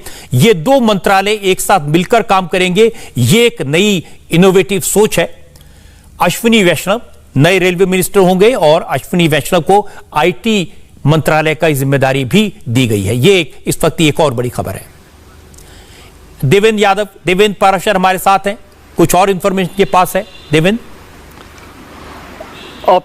पीयूष गोयल को मिनिस्ट्री ऑफ टेक्सटाइल और कॉमर्स एंड इंडस्ट्री, इन दोनों को एक साथ क्लब करते हुए फूड एंड सिविल सप्लाई के अलावा ये जिम्मेदारी दी गई है पीयूष गोयल को। फूड एंड सिविल सप्लाई का मिनिस्ट्री तो अलग होता है, कंज्यूमर फूड सिविल सप्लाई का उसका काम थोड़ा अलग है, लेकिन कॉमर्स की बात कर लें और टेक्सटाइल की बात कर लें तो इन दोनों के काम बहुत ज़्यादा मिलते जुलते हैं, और उस लिहाज से इन दोनों को क्लब करते हुए पीयूष गोयल को इसकी जिम्मेदारी दी गई है। पीयूष गोयल से रेल मंत्रालय का जिम्मा ले लिया गया, जैसे कि पहले हम बता रहे थे कि अश्विनी वैष्णव को जिम्मेदारी दी गई है, और पीयूष गोयल इन दोनों मंत्रालय को देखेंगे। इसके अलावा फूड एंड सिविल सप्लाई का मंत्रालय भी उनके पास रहेगा। आपने पीयूष गोयल की बात बताई, और शिक्षा मंत्री होंगे धर्मेंद्र प्रधान।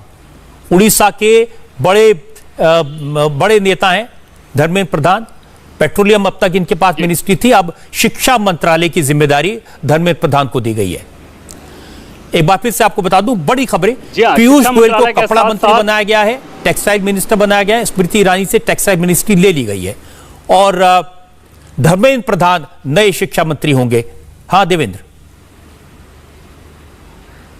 शिक्षा मंत्रालय के साथ साथ स्किल डेवलपमेंट मिनिस्ट्री, इन दोनों मिनिस्ट्री को क्लब करते हुए धर्मेंद्र प्रधान को यह जिम्मेदारी दी जा रही है। और यूथ के सेक्टर में धर्मेंद्र प्रधान ने बहुत ज़्यादा काम किया गया था, बताया जा रहा है कि उस एक्सपर्टाइज को भी ध्यान में रखा गया, और इस लिहाज से शिक्षा मंत्रालय और स्किल डेवलपमेंट, इन दोनों ही मंत्रालय की जिम्मेदारी धर्मेंद्र प्रधान को दी गई है। देवेंद्र, ये अच्छा फैसला है। स्किल डेवलपमेंट और एजुकेशन लगभग एक तरह की चीज है, अगर ये साथ साथ मिलकर चलेंगे, और धर्मेंद्र प्रधान का बड़ा अनुभव है, स्टूडेंट लीडर रहे हैं, और उन्होंने पेट्रोल मिनिस्ट्री बड़ी एफिशिएंटली चलाई थी, तो एजुकेशन मिनिस्ट्री और स्किल डेवलपमेंट अगर ये साथ साथ मिलकर काम करेंगे तो इसका बड़ा लाभ होगा। तो पीयूष गोयल को टेक्सटाइल मिनिस्टर बनाया गया है, स्मृति ईरानी से टेक्सटाइल मिनिस्ट्री ले ली गई है, और कौशल विकास मंत्रालय के साथ साथ एजुकेशन मिनिस्ट्री दी गई है धर्मेंद्र प्रधान को, और पीयूष गोयल को टेक्सटाइल के साथ साथ खाद्य और उपभोक्ता मंत्रालय यह भी दिया गया है, और रेलवे मिनिस्टर बनाया गया अश्विनी वैष्णव को, और अश्विनी वैष्णव को आईटी मिनिस्टर भी बनाया गया है। एक एक करके ये जानकारियां सामने आ रही हैं। देवेंद्र पाराशर हमारे साथ हैं। देवेंद्र,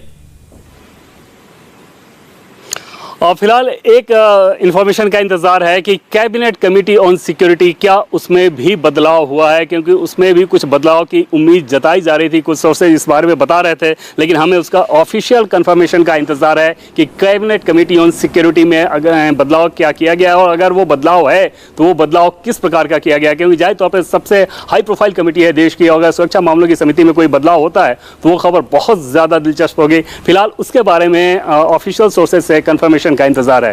जी राजा जी, तो ये जो मंत्रियों को हटाया गया उनके मंत्रालय सामने आ रहे हैं एक-एक करके। निशंक एजुकेशन मिनिस्ट्री संभाल रहे थे, तो अब शिक्षा मंत्रालय धर्मेंद्र प्रधान को दिया गया है। इसके साथ साथ उन्हें स्किल डेवलपमेंट की जिम्मेदारी भी दी गई है। दो मिनिस्ट्री क्लब हो गए, जैसा देवेंद्र बता रहे थे शुरू से कि 30 मिनिस्ट्रीज होंगी, मेन 30 कैबिनेट मिनिस्टर्स होंगे, उनके साथ अब 2-2 स्टेट मिनिस्टर होंगे, और जो मिनिस्ट्री एक दूसरे से रिलेटेड हैं उनको साथ कर दिया गया। जैसे पीयूष मंत्रालय को टेक्सटाइल मिनिस्ट्री दी गई है जो अब तक स्मृति ईरानी के पास थी, और टेक्सटाइल मिनिस्ट्री के साथ साथ उन्हें खाद्य और उपभोक्ता जो कंज्यूमर मिनिस्ट्री है वो भी पीयूष गोयल को उसकी जिम्मेदारी दी गई है। पीयूष गोयल के पास अब तक बड़ी जिम्मेदारी थी रेलवे मिनिस्टर की, तो रेलवे मंत्रालय अश्विनी वैष्णव को दिया गया है। अश्विनी वैष्णव टेक्नोक्रेट हैं, काफी पढ़े लिखे हैं, एकेडमिक बैकग्राउंड उनके बहुत अच्छा है, तो उन्हें रेल के साथ साथ आईटी मिनिस्टर भी बनाया गया है। आईटी मिनिस्ट्री जो कि रविशंकर प्रसाद के साथ थी, उसे रेलवे के साथ क्लब किया गया। रेलवे और आईटी मिनिस्टर होंगे अश्विनी वैष्णव। देवेंद्र पाराशर के पास कुछ और खबर है। देवेंद्र, और फिलहाल इंतजार है कुछ और इन्फॉर्मेशन का, अभी कोई नई खबर नहीं है। और जैसा कि पहले मैंने आपको बताया था कि जिस खबर को देवेंद्र ये पता चला कि हरदीप पुरी को पेट्रोलियम मिनिस्टर बनाया गया है। हरदीप पुरी फॉर्मर आईएफएस हैं, दुनिया के कई मुल्कों में भारत का प्रतिनिधित्व कर चुके हैं। अब उन्हें पेट्रोलियम मिनिस्टर की जिम्मेदारी दी गई है, और पेट्रोलियम हम जानते हैं कि इसका बड़ा इंटरनेशनल इंपैक्ट होता है, अंतर्राष्ट्रीय लेवल पर इसे डील करना पड़ता है, तो हरदीप पुरी बहुत काबिल होंगे इसके लिए। हरदीप पुरी को पेट्रोलियम मिनिस्टर बनाया गया है। पेट्रोलियम मिनिस्ट्री पहले धर्मेंद्र प्रधान के पास थी, और धर्मेंद्र प्रधान को अब शिक्षा मंत्रालय दिया गया। उसके साथ साथ उन्हें स्किल डेवलपमेंट का काम भी दिया गया है। हरदीप पुरी जो अब तक कई 2-3 मंत्रालयों का काम देख रहे थे, जिनमें अर्बन डेवलपमेंट मिनिस्ट्री भी थी, उन्हें अब पेट्रोलियम मिनिस्टर बनाया गया है। हरदीप पुरी अपने अंतर्राष्ट्रीय एक्सपीरियंस की वजह से पेट्रोलियम मिनिस्टर बने हैं। पीयूष गोयल को जैसे मैंने आपको बताया कि टेक्सटाइल मिनिस्टर बनाया गया, और उसके साथ साथ उन्हें और जिम्मेदारियां भी दी गई हैं खाद्य और उपभोक्ता मंत्रालय की। हरदीप पुरी को पेट्रोलियम मिनिस्टर बनाया गया, यह अभी भी ताजा खबर है। देवेंद्र पाराशर के पास एक बार फिर से चलते हैं। देवेंद्र, हरदीप पुरी को शहरी विकास मंत्रालय जो कि पहले से उनके पास था, और शहरी विकास मंत्रालय के साथ पेट्रोलियम मिनिस्ट्री, इन दोनों मंत्रालय का जिम्मा दिया गया है उनको। और जाहिर तौर पे जैसा कि आप बता रहे थे कि उनका इंटरनेशनल एक्सपोजर है, और पेट्रोलियम में इस बात का बहुत ज़्यादा मतलब रहता है कि इंटरनेशनल लेवल पे, खासतौर पे गल्फ के कंट्रीज़ में आप किस प्रकार से कम्युनिकेशन करते हैं, कैसे कनेक्शन रखते हैं, क्योंकि वहाँ पे प्रतिदिन कुछ ना कुछ कम्युनिकेशन रहता है। तो उस लिहाज से हरदीप पुरी को शहरी विकास मंत्रालय, जिसमें ऑलरेडी वो काम कर रहे हैं, अच्छा काम कर रहे हैं, सेंट्रल विस्टा प्रोजेक्ट उनके अंतर्गत चल रहा है, और उसके साथ साथ पेट्रोलियम मिनिस्ट्री की जिम्मेदारी भी उनको दी गई है, जो कि पहले धर्मेंद्र प्रधान के पास हुआ करती थी। क्योंकि अब वो शिक्षा मंत्रालय और स्किल डेवलपमेंट मिनिस्ट्री देखेंगे तो वो मंत्रालय उनसे लेकर हरदीप पुरी को दी गई है। और हरदीप पुरी के पास सिविल एविएशन मिनिस्ट्री हुआ करता था। जाहिर तौर पर जो इंफ्रास्ट्रक्चर का मिनिस्ट्री का के बारे में आगे इंफॉर्मेशन आएगी, शायद उसके साथ उसको क्लब कर दिया गया हो, हरदीप पुरी से वो ले लिया गया है। तो हरदीप पुरी के पर बड़ा भरोसा किया प्रधानमंत्री ने, पेट्रोल मिनिस्ट्री और शहरी विकास मंत्रालय के साथ बना रहेगा, ये बड़ी बात देवेंद्र पाराशर ने बताई। तो इस वक्त की जो बड़ी खबरें अब तक एक बार फिर से आपको बता देता हूं। नरेंद्र मोदी ने मंत्रालयों को बंटवारा कर दिया है। नरेंद्र मोदी ने जो नई कोऑपरेटिव मिनिस्ट्री बनाई, सहकारिता मंत्रालय, इसकी जिम्मेदारी अमित शाह को दी गई है। अमित शाह होम मिनिस्ट्री के साथ साथ कोऑपरेटिव मिनिस्टर भी होंगे। अब देश में हेल्थ मिनिस्ट्री और केमिकल और फर्टिलाइजर मिनिस्ट्री एक ही मिनिस्ट्री के पास होगी, मतलब जो मंत्री इलाज देखेगा वो दवा का भी इंतजाम करेगा। मनसुख मांडविया देश के नए हेल्थ मिनिस्टर होंगे। आपके याद होगा कोरोना के वक्त जब नई दवाओं को मंजूरी देनी थी तो हेल्थ मिनिस्ट्री और केमिकल फर्टिलाइजर मिनिस्ट्री के बीच में कम्युनिकेशन गैप था, दवाओं को मंजूरी में देरी हुई। लेकिन अब ऐसा नहीं होगा।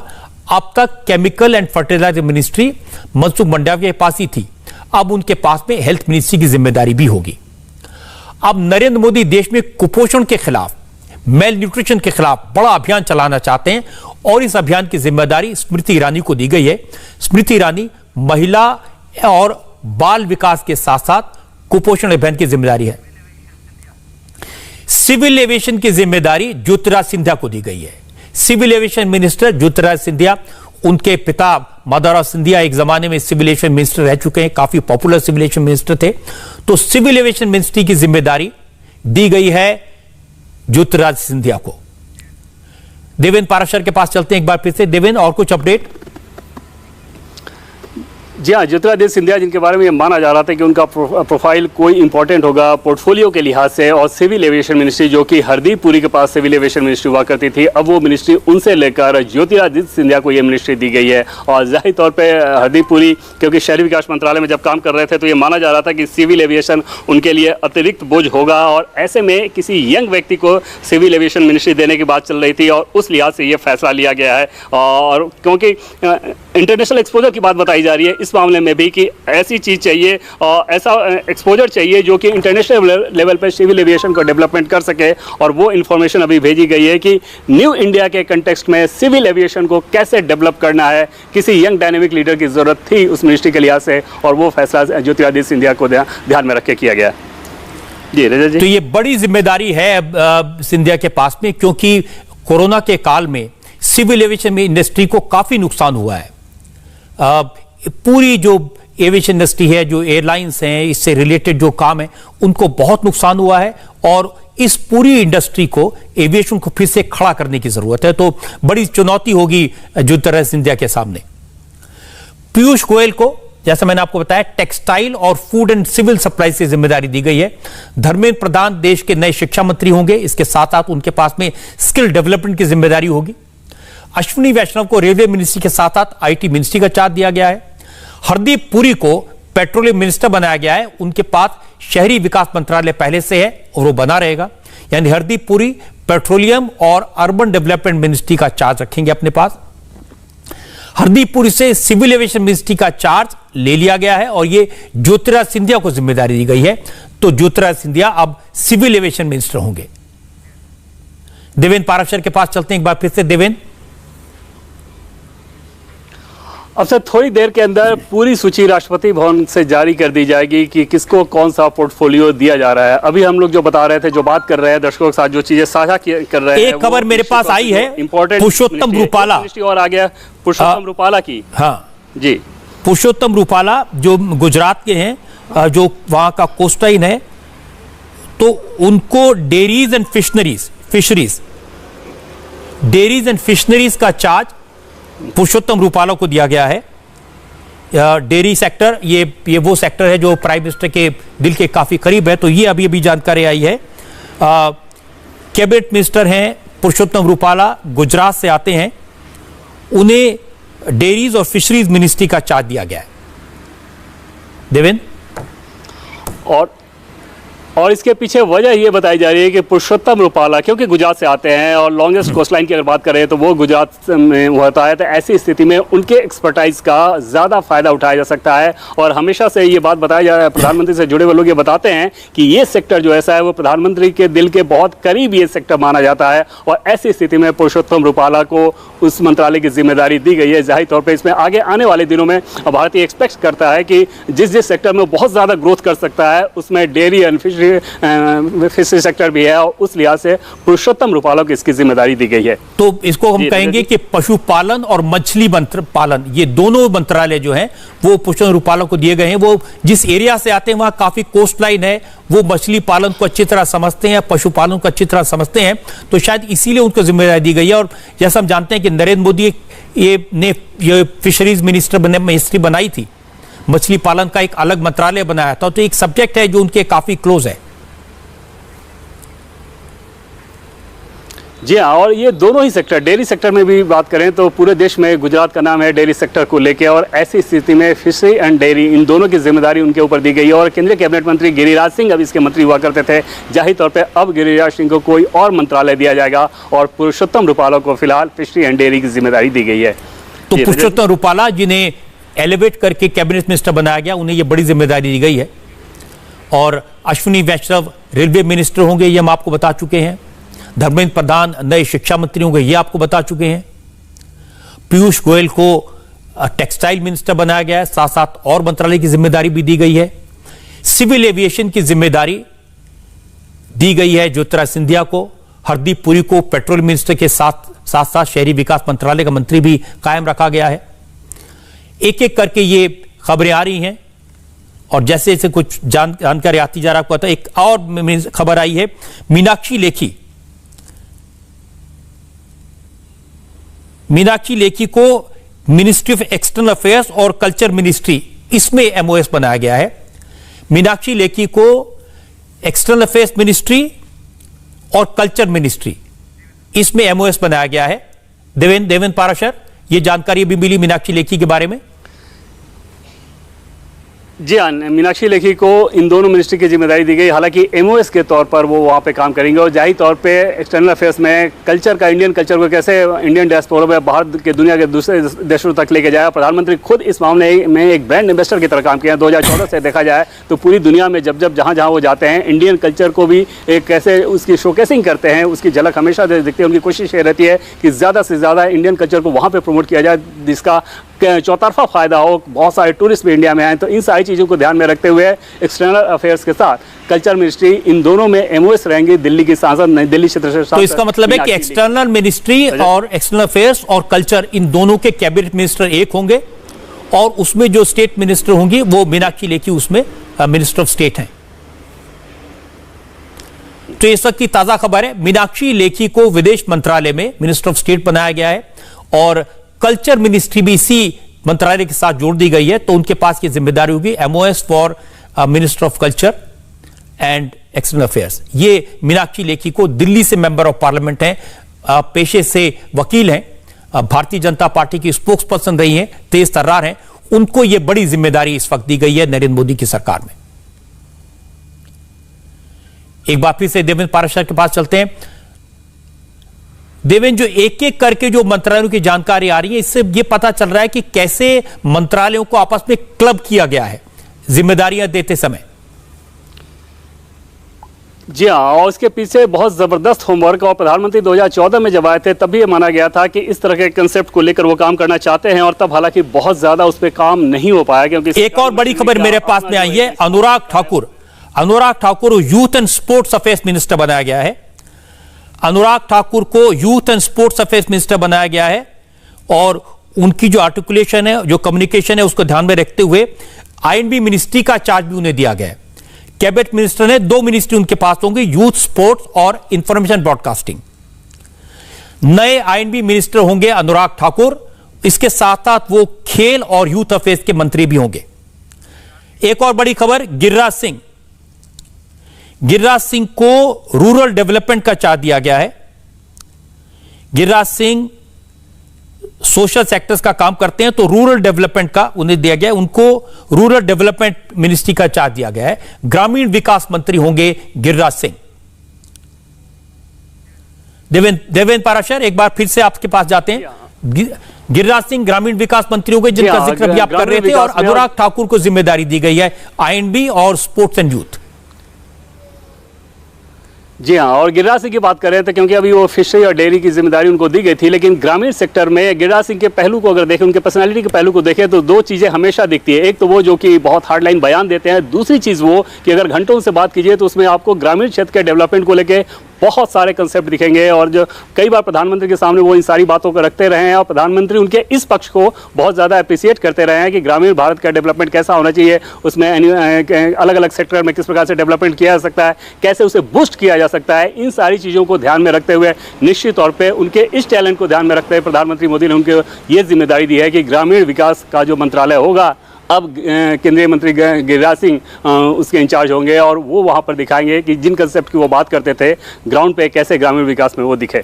तो 2 नई जानकारियां अभी आई हैं। गिरिराज सिंह ग्रामीण विकास मंत्री होंगे और अनुराग ठाकुर को जिम्मेदारी, 2 मिनिस्ट्रीज को क्लब किया गया, आईएनबी मिनिस्टर और उसके साथ यूथ एंड स्पोर्ट्स मिनिस्टर।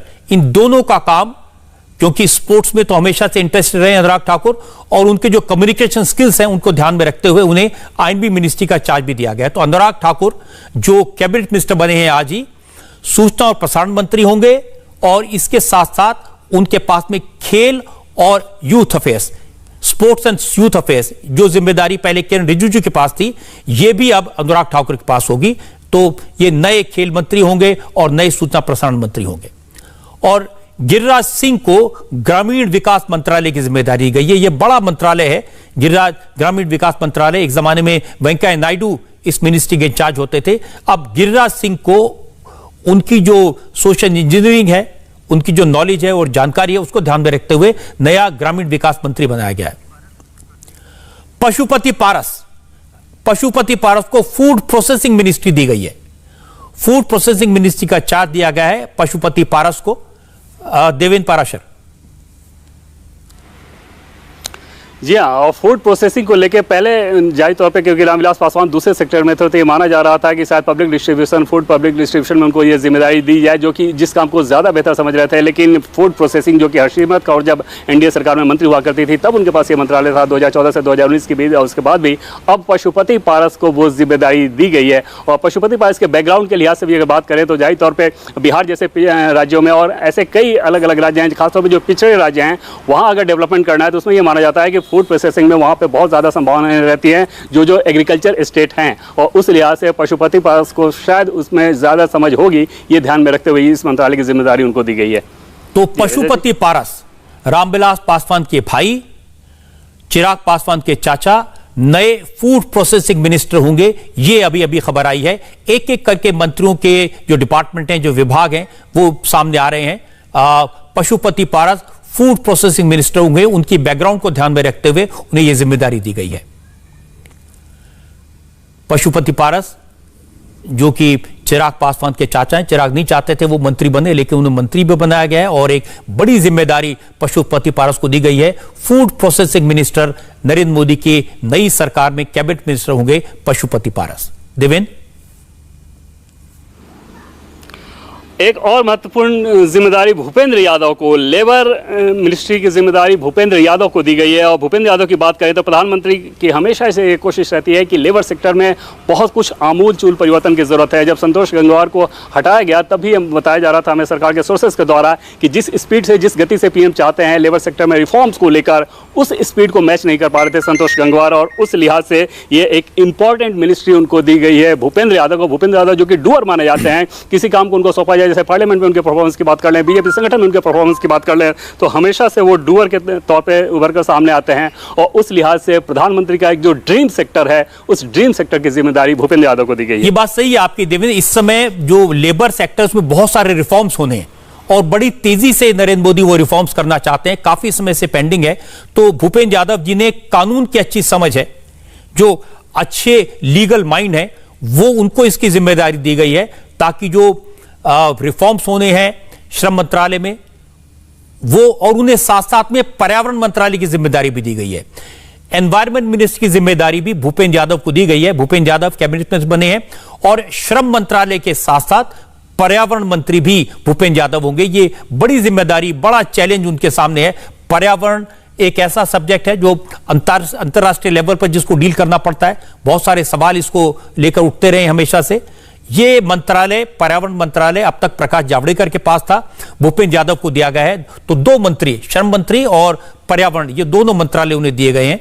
एक बार फिर से चलते हैं देवेंद्र पाराशर के पास में। देवेंद्र, भूपेंद्र यादव के इन दोनों जिम्मेदारी के बाद अगली जिम्मेदारी का भी इंतजार है कि हमारे सोर्स कौन सा भेजते हैं, कि वो कौन सा एक सरप्राइज भेजते हैं कि आखिर किसको कौन सी जिम्मेदारी दी गई है। भूपेंद्र यादव के लिहाज से अगर बात करें तो निश्चित तौर पे वो एक बहुत ही महत्वपूर्ण मंत्रालय है, जो कि जैसा कि पहले हम लोग बात कर रहे हैं कि लेबर के साथ साथ इन्वायरमेंट, इन दोनों ही मंत्रालय की जिम्मेदारी उनके ऊपर दी गई है। प्रकाश जावड़ेकर पहले देखते थे, और इन्वायरमेंट के सेक्टर में हालांकि प्रकाश जावड़ेकर के बारे में कहा जाता था कि कम से कम उनके पास जो मिनिस्ट्री है उसमें इन्वायरमेंट वाली मिनिस्ट्री में शायद उनका परफॉर्मेंस ज़्यादा बेहतर है। लेकिन आज जब उनको मंत्रिमंडल से ड्रॉप किया गया तब ये नजर टिकी थी कि आखिर किसको ये जिम्मेदारी दी जा रही है, और ये जिम्मेदारी अब भूपेंद्र यादव को दी गई है। जी रजत जी, ये बड़ी बात है क्योंकि जो एनवायरनमेंट है ये भी एक बड़ा सब्जेक्ट है और आज के ज़माने में बहुत क्रूशल सब्जेक्ट है, नए ज़माने का सब्जेक्ट है। और जो लेबर मिनिस्ट्री है, जैसा मैंने बताया कि काफ़ी चैलेंजेस सामने होंगे क्योंकि रिफॉर्म करना चाहते हैं। तो भूपेंद्र यादव को लेबर मिनिस्ट्री का चार्ज दिया गया है। भूपेंद्र यादव देश के नए श्रम मंत्री होंगे। इसके अलावा पर्यावरण मंत्रालय की जिम्मेदारी भी भूपेंद्र यादव को दी गई है। अनुराग ठाकुर को यूथ एंड स्पोर्ट्स अफेयर्स का मिनिस्टर बनाया गया है और इसके साथ साथ उन्हें आईएनबी इंफॉर्मेशन ब्रॉडकास्टिंग की जिम्मेदारी भी दी गई है। गिरिराज सिंह को ग्रामीण विकास मंत्रालय की जिम्मेदारी दी गई है। मीनाक्षी लेखी को कल्चरल मिनिस्ट्री और एक्सटर्नल अफेयर्स मिनिस्ट्री में राज्य मंत्री बनाया गया है। पुरुषोत्तम रूपाला को डेयरी एंड फिशरीज मिनिस्ट्री का चार्ज दिया गया है। नरेंद्र मोदी ने पहली बार फिशरीज मिनिस्ट्री क्रिएट की थी। मछुआरों के कल्याण के लिए मंत्रालय बनाया गया है और मोदी इस क्षेत्र में बड़ा काम करना चाहते हैं। और चूंकि पुरुषोत्तम रूपाला इस इलाके से आते हैं तो इसमें उनकी बड़ी कोस्ट लाइन है जहां की जिसकी जिम्मेदारी उनके पास हमेशा रही है, तो इसलिए उस मंत्रालय की जिम्मेदारी उन्हें दी गई है। अमित शाह होम मिनिस्ट्री के साथ साथ कोऑपरेटिव मिनिस्टर होंगे। ये नई मिनिस्ट्री क्रिएट की गई है। सहकारिता मंत्रालय नरेंद्र मोदी ने क्रिएट किया पहली बार और होम मिनिस्टर को इसका चार्ज दिया गया है। अब देश में हेल्थ मिनिस्ट्री और केमिकल फर्टिलाइजर को मिलाकर एक ही मंत्रालय बना दिया गया है। एक ही मंत्री के पास इन दोनों मंत्रालयों का चार्ज होगा। जो मंत्री इलाज देखेगा वो दवा का इंतजाम भी करेगा। मनसुख मांडविया देश के नए हेल्थ मिनिस्टर होंगे। अब तक डॉक्टर हर्षवर्धन हेल्थ मिनिस्टर थे। इसके साथ साथ केमिकल एंड फर्टिलाइजर मिनिस्ट्री का चार्ज भी हेल्थ मिनिस्टर मनसुख मांडविया ही देखेंगे। स्मृति ईरानी महिला और बाल विकास मंत्री हैं, लेकिन इसके अलावा उन्हें एडिशनल रिस्पॉन्सिबिलिटी दी गई है कुपोषण अभियान की, मेल न्यूट्रिशन के खिलाफ कैंपेन चलाने की। पीयूष गोयल को टेक्सटाइल और फूड एंड सिविल एविएशन की सिविल सप्लाई की जिम्मेदारी दी गई है। ये दोनों भी बड़ी मिनिस्ट्रीज हैं, बड़ा काम है। धर्मेंद्र प्रधान देश के नए शिक्षा मंत्री होंगे, एजुकेशन मिनिस्टर होंगे और इसके साथ साथ स्किल डेवलपमेंट मिनिस्टर भी वही होंगे। तो स्किल डेवलपमेंट मिनिस्टर और शिक्षा मंत्री धर्मेंद्र प्रधान। अश्विनी वैष्णव पहली बार मंत्री बने हैं। उन्हें रेलवे मिनिस्ट्री दी गई है और रेलवे मिनिस्ट्री के साथ साथ आईटी का चार्ज भी दिया गया है। हरदीप पुरी जो पहले से स्टेट मिनिस्टर थे, आज कैबिनेट मिनिस्टर बने हैं। उन्हें पेट्रोलियम मिनिस्टर बनाया गया है और उनके पास शहरी विकास मंत्रालय का चार्ज भी बना रहेगा। यानी हरदीप पुरी पेट्रोलियम और अर्बन डेवलपमेंट मिनिस्ट्री का चार्ज संभालेंगे। हरदीप पुरी से सिविल एविएशन मिनिस्ट्री लेकर ज्योतिराज सिंधिया को दी गई है। अब Jyotiraj Scindia civil aviation minister होंगे। सिविल एविएशन मिनिस्ट्री के सामने बड़े चैलेंजेस हैं। और पशुपति पारस जो कि रामविलास पासवान के भाई हैं, वो नए फूड प्रोसेसिंग मिनिस्टर होंगे। एक एक करके जानकारी आ रही है। पशुपति पारस नए फूड प्रोसेसिंग मिनिस्टर होंगे। धर्मेंद्र प्रधान शिक्षा मंत्री होंगे। अश्विनी वैष्णव रेल मंत्री होंगे और भूपेंद्र यादव लेबर मिनिस्टर होंगे। श्रम मंत्रालय का चार्ज उनके पास होगा। अनुराग ठाकुर नए आईएनबी मिनिस्टर होंगे, इंफॉर्मेशन ब्रॉडकास्टिंग मिनिस्टर होंगे। तो ये सारी इंफॉर्मेशन एक एक करके सामने आ रही है। गिरिराज सिंह को ग्रामीण विकास मंत्री बनाया गया है। भूपेंद्र यादव को लेबर मिनिस्ट्री का चार्ज दिया गया है और वो देश के नए श्रम मंत्री होंगे। इसके साथ साथ एनवायरमेंट मिनिस्ट्री, पर्यावरण मंत्रालय की जिम्मेदारी भी भूपेंद्र यादव को दी गई है। और अनुराग ठाकुर जैसा मैंने बताया यूथ एंड स्पोर्ट्स अफेयर्स इसके मिनिस्टर होंगे। इसके साथ साथ इंफॉर्मेशन ब्रॉडकास्टिंग मिनिस्ट्री का चार्ज भी उनके पास रहेगा। एक बार फिर से चलते हैं देवेंद्र पाराशर के पास। देवेंद्र, और रजत जी, एक कंफर्मेशन का इंतज़ार है कि क्या किरण रिजिजू को कल्चर मिनिस्ट्री का जिम्मा दिया गया है। अभी फ़िलहाल हम लोग उसका इंतज़ार कर रहे हैं। आ गई एक खबर और इस खबर के साथ एक बड़ी खबर है और 1 मिनट का बस समय चाहिए होगा मुझे। हाँ, देख लो, आप पढ़ रहे हैं अभी। ये जिम्मेदारी दी गई है सर्बानंद सोनोवाल के बारे में जो हम लोग बात कर रहे थे कि आखिर इनको कौन सी मिनिस्ट्री दी जाती है, क्योंकि वो मुख्यमंत्री पूर्व मुख्यमंत्री रहे हैं और ऐसी स्थिति में एक तो जिम्मेदारी उनको जो दी गई है वो आयुष सेक्टर की दी गई है, साथ ही साथ एक दूसरी जिम्मेदारी उनको दी गई है ministry of port, shipping and waterways की। और ये समझा जा सकता है कि एक ऐसा व्यक्ति जो कि कोस्टल एरिया से आता है और ऐसे इलाके से आता है जहाँ पे बहुत ज़्यादा आयुष सेक्टर के लिए स्कोप है, उस लिहाज से असम के पूर्व मुख्यमंत्री सर्बानंद सोनोवाल को ये जिम्मेदारी दी गई है कि तो ये बड़ी खबर है इस वक्त की। नॉर्थ ईस्ट से आने वाले सर्बानंद सोनोवाल को पोर्ट्स, शिपिंग और वाटरवेज का चार्ज दिया गया है और इसके साथ साथ आयुष मंत्रालय का जिम्मेदारी उनके पास होगा। ये जो कन्वेंशनल मिनिस्ट्रीज हैं, पोर्ट्स, शिपिंग और वाटरवेज, इसको एक ऐसे व्यक्ति को दिया गया जो एक कोस्टल स्टेट से आते हैं, एक्सपीरियंस्ड एडमिनिस्ट्रेटर हैं सर्बानंद सोनोवाल, और वाटरवेज नॉर्थ ईस्ट में उसको पुश करने की जिम्मेदारी उन्हें दी जाएगी। तो सर्बानंद सोनोवाल को आयुष मंत्रालय दिया गया है, उसके साथ साथ पोर्ट्स, शिपिंग और वाटरवेज का चार्ज भी दिया गया है। ये बड़ी खबर है इस वक्त की। सर्बानंद सोनोवाल को आयुष मंत्रालय के साथ साथ, ये नॉर्थ ईस्ट से आते हैं, वहां पर आयुष सेक्टर का बहुत पोटेंशियल है और पोर्ट्स, शिपिंग और वाटरवेज का चार्ज सर्बानंद सोनोवाल को दिया गया है। असम के पूर्व मुख्यमंत्री पहली बार कैबिनेट मिनिस्टर बने हैं, आज ही कैबिनेट मिनिस्टर बने हैं और कैबिनेट मिनिस्टर बनने के बाद सर्बानंद सोनोवाल को आयुष मंत्रालय के अलावा पोर्ट्स, शिपिंग और वाटरवेज का चार्ज दिया गया। एक बार फिर से चलते हैं देवेंद्र पाराशर के बाद। देवेंद्र, एक एक करके खबरें आ रही हैं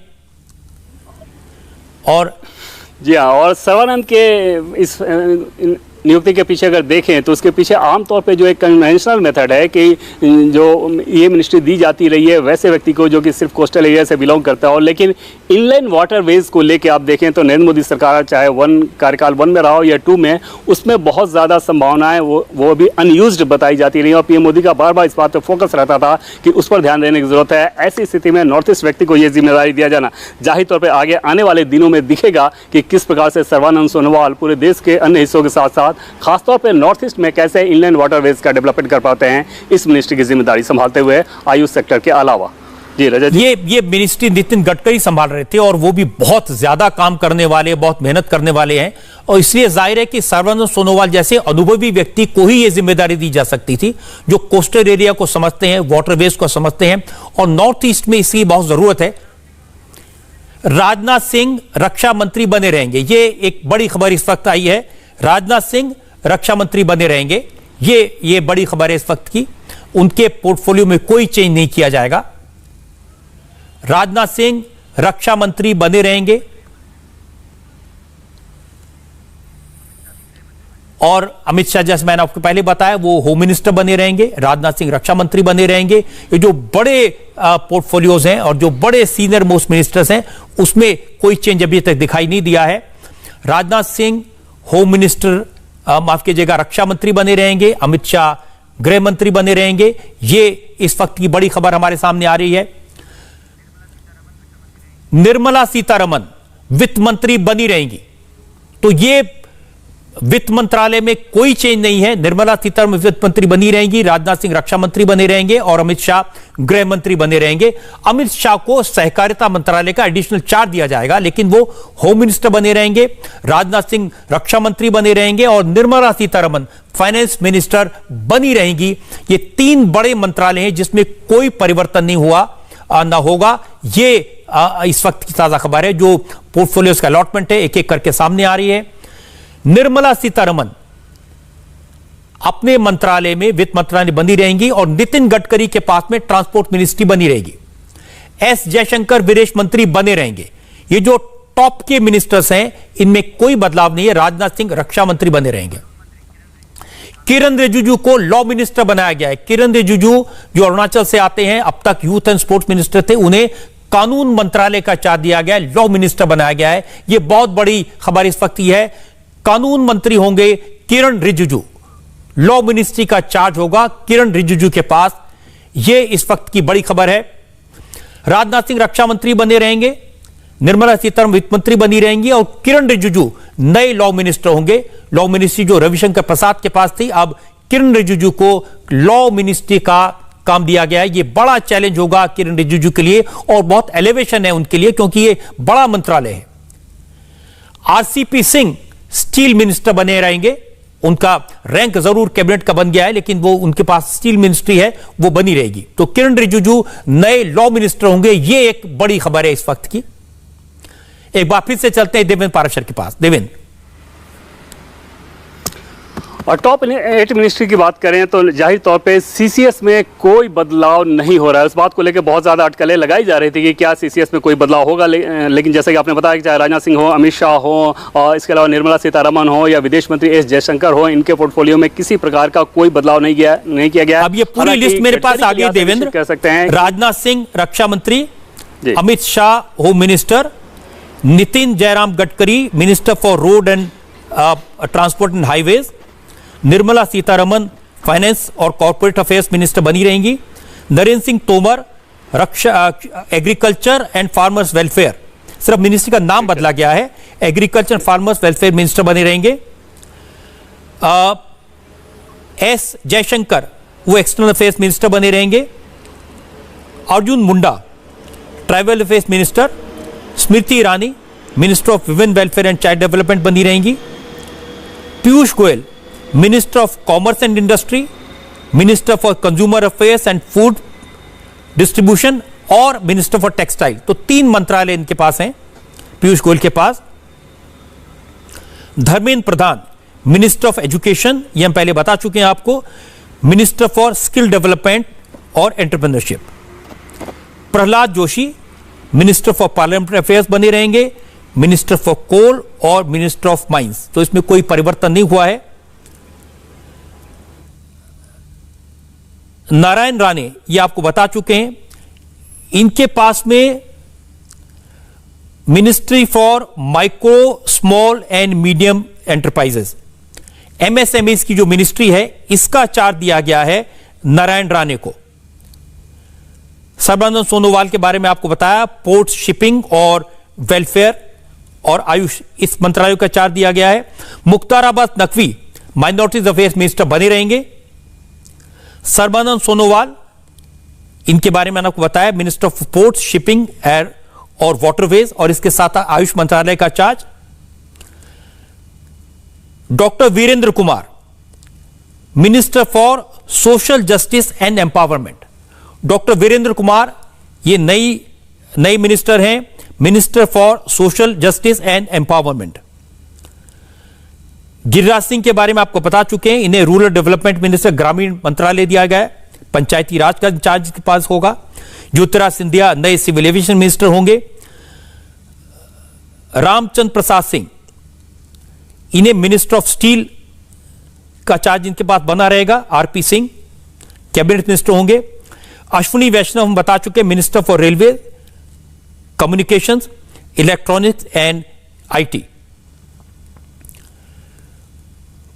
पशुपति पारस फूड प्रोसेसिंग मिनिस्टर होंगे। गजेंद्र सिंह शेखावत जल शक्ति मंत्री हैं, उसी पोजीशन पर बने रहेंगे। किरण रिजिजू मैंने अब बताया, यह बड़ी खबर है, नए लॉ मिनिस्टर होंगे। आरके सिंह पावर मिनिस्टर बने रहेंगे और रिन्यूएबल मिनिस्ट्री का चार्ज भी इनके पास रहेगा।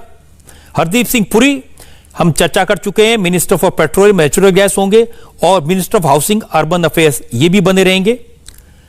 मनसुख मंडाविया हेल्थ और फैमिली वेलफेयर मिनिस्टर के साथ साथ minister for chemical and fertilisers minister होंगे।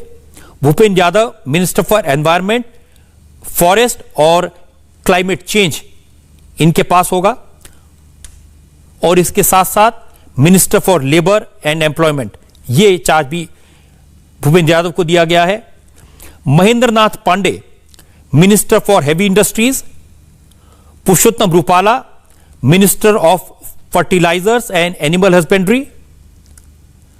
जी किशन रेड्डी जो आज ही कैबिनेट मिनिस्टर बने हैं, minister of culture, minister of tourism और minister of development of north eastern regions.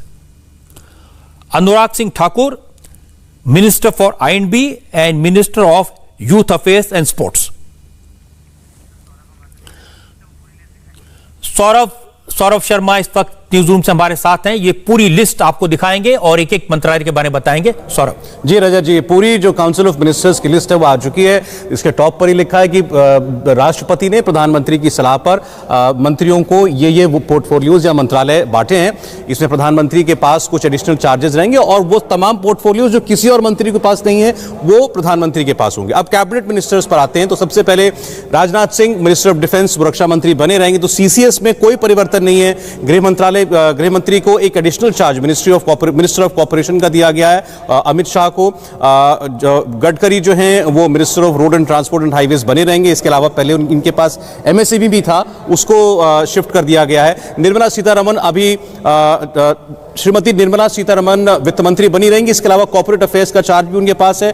Narendra Singh Tomar के पास ministry of agriculture and farmers welfare होगा। रूरल डेवलपमेंट भी इसके अलावा इनके पास एक एडिशनल चार्ज था, वो चार्ज इनसे ले लिया गया है, लेकिन ये देश के कृषि मंत्री बने रहेंगे। Foreign minister, external affairs minister doctor S Jaishankar हैं, पहले की तरह वही। Arjun Munda tribal affairs minister पहले भी थे, अभी भी वो वही हैं। Smriti Irani women and child development minister के साथ साथ पहले कपड़ा मंत्री भी थी, अब उनसे वो कपड़ा मंत्रालय का चार्ज ले लिया दिया गया है, लेकिन women and child development minister वो बनी रहेंगी और इसके साथ साथ उनके ऊपर एक कुपोषण के खिलाफ एक अभियान के तौर पर एक कैंपेन मोड में जो अब काम किया जाएगा उसकी जिम्मेदारी अलग से होगी। पीयूष गोयल की अगर बात करें तो रेलवे मिनिस्टर थे, उनका वो प्रभार लेकर के अब वो कॉमर्स और इंडस्ट्री देखेंगे, ये पहले भी वो देख रहे थे। इसके अलावा टेक्सटाइल स्मृति ईरानी से लेकर के उनको दे दिया गया है और एक एडिशनल चार्ज है minister of consumer affairs, food and public distribution का, ये पहले पीयूष गोयल के पास नहीं था। धर्मेंद्र प्रधान की बात करें तो पेट्रोलियम मंत्री थे, लेकिन अब वो देश के नए शिक्षा मंत्री होंगे रमेश पोखरियाल निशंक की जगह। इसके अलावा minister of skill development and entrepreneurship, दोनों जुड़ी हुई मिनिस्ट्रीज हैं, इसलिए उन दोनों का जिम्मा धर्मेंद्र प्रधान को दिया गया है, तो एक बड़ी जिम्मेदारी धर्मेंद्र प्रधान के लिए। Pralhad Joshi minister of parliamentary affairs, minister of coal and minister of mines होंगे और श्री नारायण राणे जो आज जो सूची आई थी कैबिनेट मिनिस्टर्स की, सबसे ऊपर नाम इनका था, उनको एमएसएमई सेक्टर दिया गया है, minister for micro small and medium enterprises, जो कि नितिन गडकरी के पास एडिशनल चार्ज के तौर पर हुआ करता था और यह देश में रोजगार सृजन के हिसाब से एक बहुत बड़ा और बहुत महत्वपूर्ण सेक्टर माना जाता है। इसकी जिम्मेदारी नारायण राणे को दी गई, तो जाहिर है एक बड़ी जिम्मेदारी उनको दी गई है। सर्बानंद सोनोवाल जो कि असम के पूर्व मुख्यमंत्री हैं, वो अब जब लाए गए हैं केंद्र में तो उनको पोर्ट, शिपिंग एंड वाटरवेज, हम आमतौर पर इसको जहाजरानी मंत्रालय कह देते हैं पोर्ट्स के साथ साथ, तो वो उनको दिया गया है और मिनिस्टर ऑफ आयुष भी इनको ही बनाया गया है। मुख्तार अब्बास नकवी पहले की तरह मिनिस्टर ऑफ माइनॉरिटी अफेयर्स रहेंगे। डॉक्टर वीरेंद्र कुमार को संतोष गंगवार की जगह पर minister of social justice and empowerment के में लाया गया है, इसके प्रयास पहले से लगाए जा रहे थे। गिरिराज सिंह के लिए बड़ा एलिवेशन है। Giriraj Singh animal husbandry, fishing, dairies का डिपार्टमेंट देखा करते थे, लेकिन अब वो मिनिस्टर ऑफ रूरल डेवलपमेंट और पंचायती राज हैं, यानी अब देश में ग्रामीण विकास मंत्री की भूमिका गिरिराज सिंह की होगी। जाहिर है उनके लिए बहुत बड़ा प्रमोशन है, जिम्मेदारी के लिहाज से एक बड़ी जिम्मेदारी उनको दी गई है। Jyotiraditya Scindia minister of civil aviation, cabinet minister की भूमिका में। डॉक्टर आरसीपी सिंह, ये जो जेडीयू के राष्ट्रीय अध्यक्ष हैं वो हैं, पहली बार ये आए हैं केंद्रीय मंत्रिमंडल में, जेडीयू ही पहली बार आया है और एक कैबिनेट बर्थ उनको मिली है, तो आरसीपी सिंह को मिनिस्टर ऑफ स्टील ये उनको बनाया गया है। अश्वनी वैष्णव पहली एंट्री, लैटरल एंट्री और एक टेक्नोक्रेट हैं, इन्होंने बड़ी बड़ी एमएनसी कंपनीज में काम किया है, आईएएस भी रहे हुए हैं, विदेश में इनकी पढ़ाई हुई है और इनको minister of railways, minister of communication and minister of electronics and information technology, IT minister Ravishankar Prasad हुआ करते थे कानून मंत्री के साथ साथ, तो वो चार्ज भी अब इलेक्ट्रॉनिक्स और आईटी का इनको दे दिया गया है। और रेल मंत्री पीयूष गोयल की जगह रेल मंत्री अब देश के वैष्णव शरण होंगे। माफ कीजिएगा, मैं बस एक सेकंड लूंगा और अश्वनी वैष्णव रेल मंत्री होंगे। और अगली अगर हम जाएं लिस्ट पर तो ये कैबिनेट मिनिस्टर अभी भी पशुपति कुमार पारस का जिक्र हुआ, उनको फूड प्रोसेसिंग इंडस्ट्री दी गई है। हरसिमरत कौर बादल के पास पहले ये चार्ज होता था जब तक वो एनडीए में थी। गजेंद्र शेखावत जल शक्ति मंत्री बने रहेंगे और किरण रिजिजू को कानून मंत्री बनाया गया है। ये पहले इंडिपेंडेंट चार्ज इनके पास था, ये मिनिस्टर ऑफ स्टेट थे और यूथ अफेयर्स और स्पोर्ट्स के मिनिस्टर थे, लेकिन इनको कानून और न्याय मंत्रालय अब बना दिया गया है देश का। रविशंकर प्रसाद से चार्ज लेकर के किरण रिजिजू को ये मिनिस्ट्री दी गई है, जाहिर है बहुत इंपॉर्टेंट मिनिस्ट्री है। R K Singh minister of power बने रहेंगे और minister of new and renewable energy भी यही रहेंगे। हरदीप सिंह पुरी के लिए भी जहां तक उनकी जिम्मेदारियां हैं, पहले भी उनके पास अहम जिम्मेदारी थी, सिविल एविएशन भी उनके पास था और अर्बन डेवलपमेंट भी, तो अर्बन डेवलपमेंट तो अब भी उनके पास है। और उसके अलावा पेट्रोलियम और natural gas department Dharmendra Pradhan से लेकर के उनको दे दिया गया है। तो हरदीप सिंह पुरी के लिए अभी भी जो टेबल है उनकी पूरी भरी हुई है काम से, लेकिन एक महकमे में परिवर्तन कर दिया गया। और मैं इसकी रीजनिंग नरेश जी पढ़ रहा था, जो डिटेल आई थी, बड़ी इंटरेस्टिंग रीजनिंग है कि आखिर इन दो मंत्रालयों का जिम्मा क्यों हरदीप पुरी को दिया गया। तो उसमें बताया गया है कि housing and urban affairs minister के पास क्लीन एनर्जी के जो एवेन्यूज हैं वो होने चाहिए, तो इस लिहाज से पेट्रोलियम और नेचुरल गैस का जहां तक बात है उसको हाउसिंग के साथ और अर्बन डेवलपमेंट के साथ क्लब करके देखा गया, इसलिए उनको ये दोनों चार्ज दिए गए। मनसुख मांडविया देश के नए स्वास्थ्य मंत्री होंगे, उनके लिए भी बड़ा जबरदस्त प्रमोशन है ये, मिनिस्टर ऑफ स्टेट थे और अब वो देश के नए स्वास्थ्य मंत्री होंगे। और बड़ी बात, minister of chemicals and fertilisers भी होंगे। जैसा आप भी बार बार बता रहे थे कि कोरोना में महसूस किया गया कि स्वास्थ्य मंत्री एक तरफ अलग काम कर रहा है, दूसरी तरफ जब दवाओं की कमी होती है तो वह अलग मंत्री है उस काम के लिए। तो अब आइंदा इसमें सिनर्जी रहे, इसलिए दोनों महकमे एक ही आदमी को दे दिए गए हैं, इसलिए मनसुख मांडविया अब स्वास्थ्य मंत्री भी होंगे और minister of chemicals and fertilisers भी।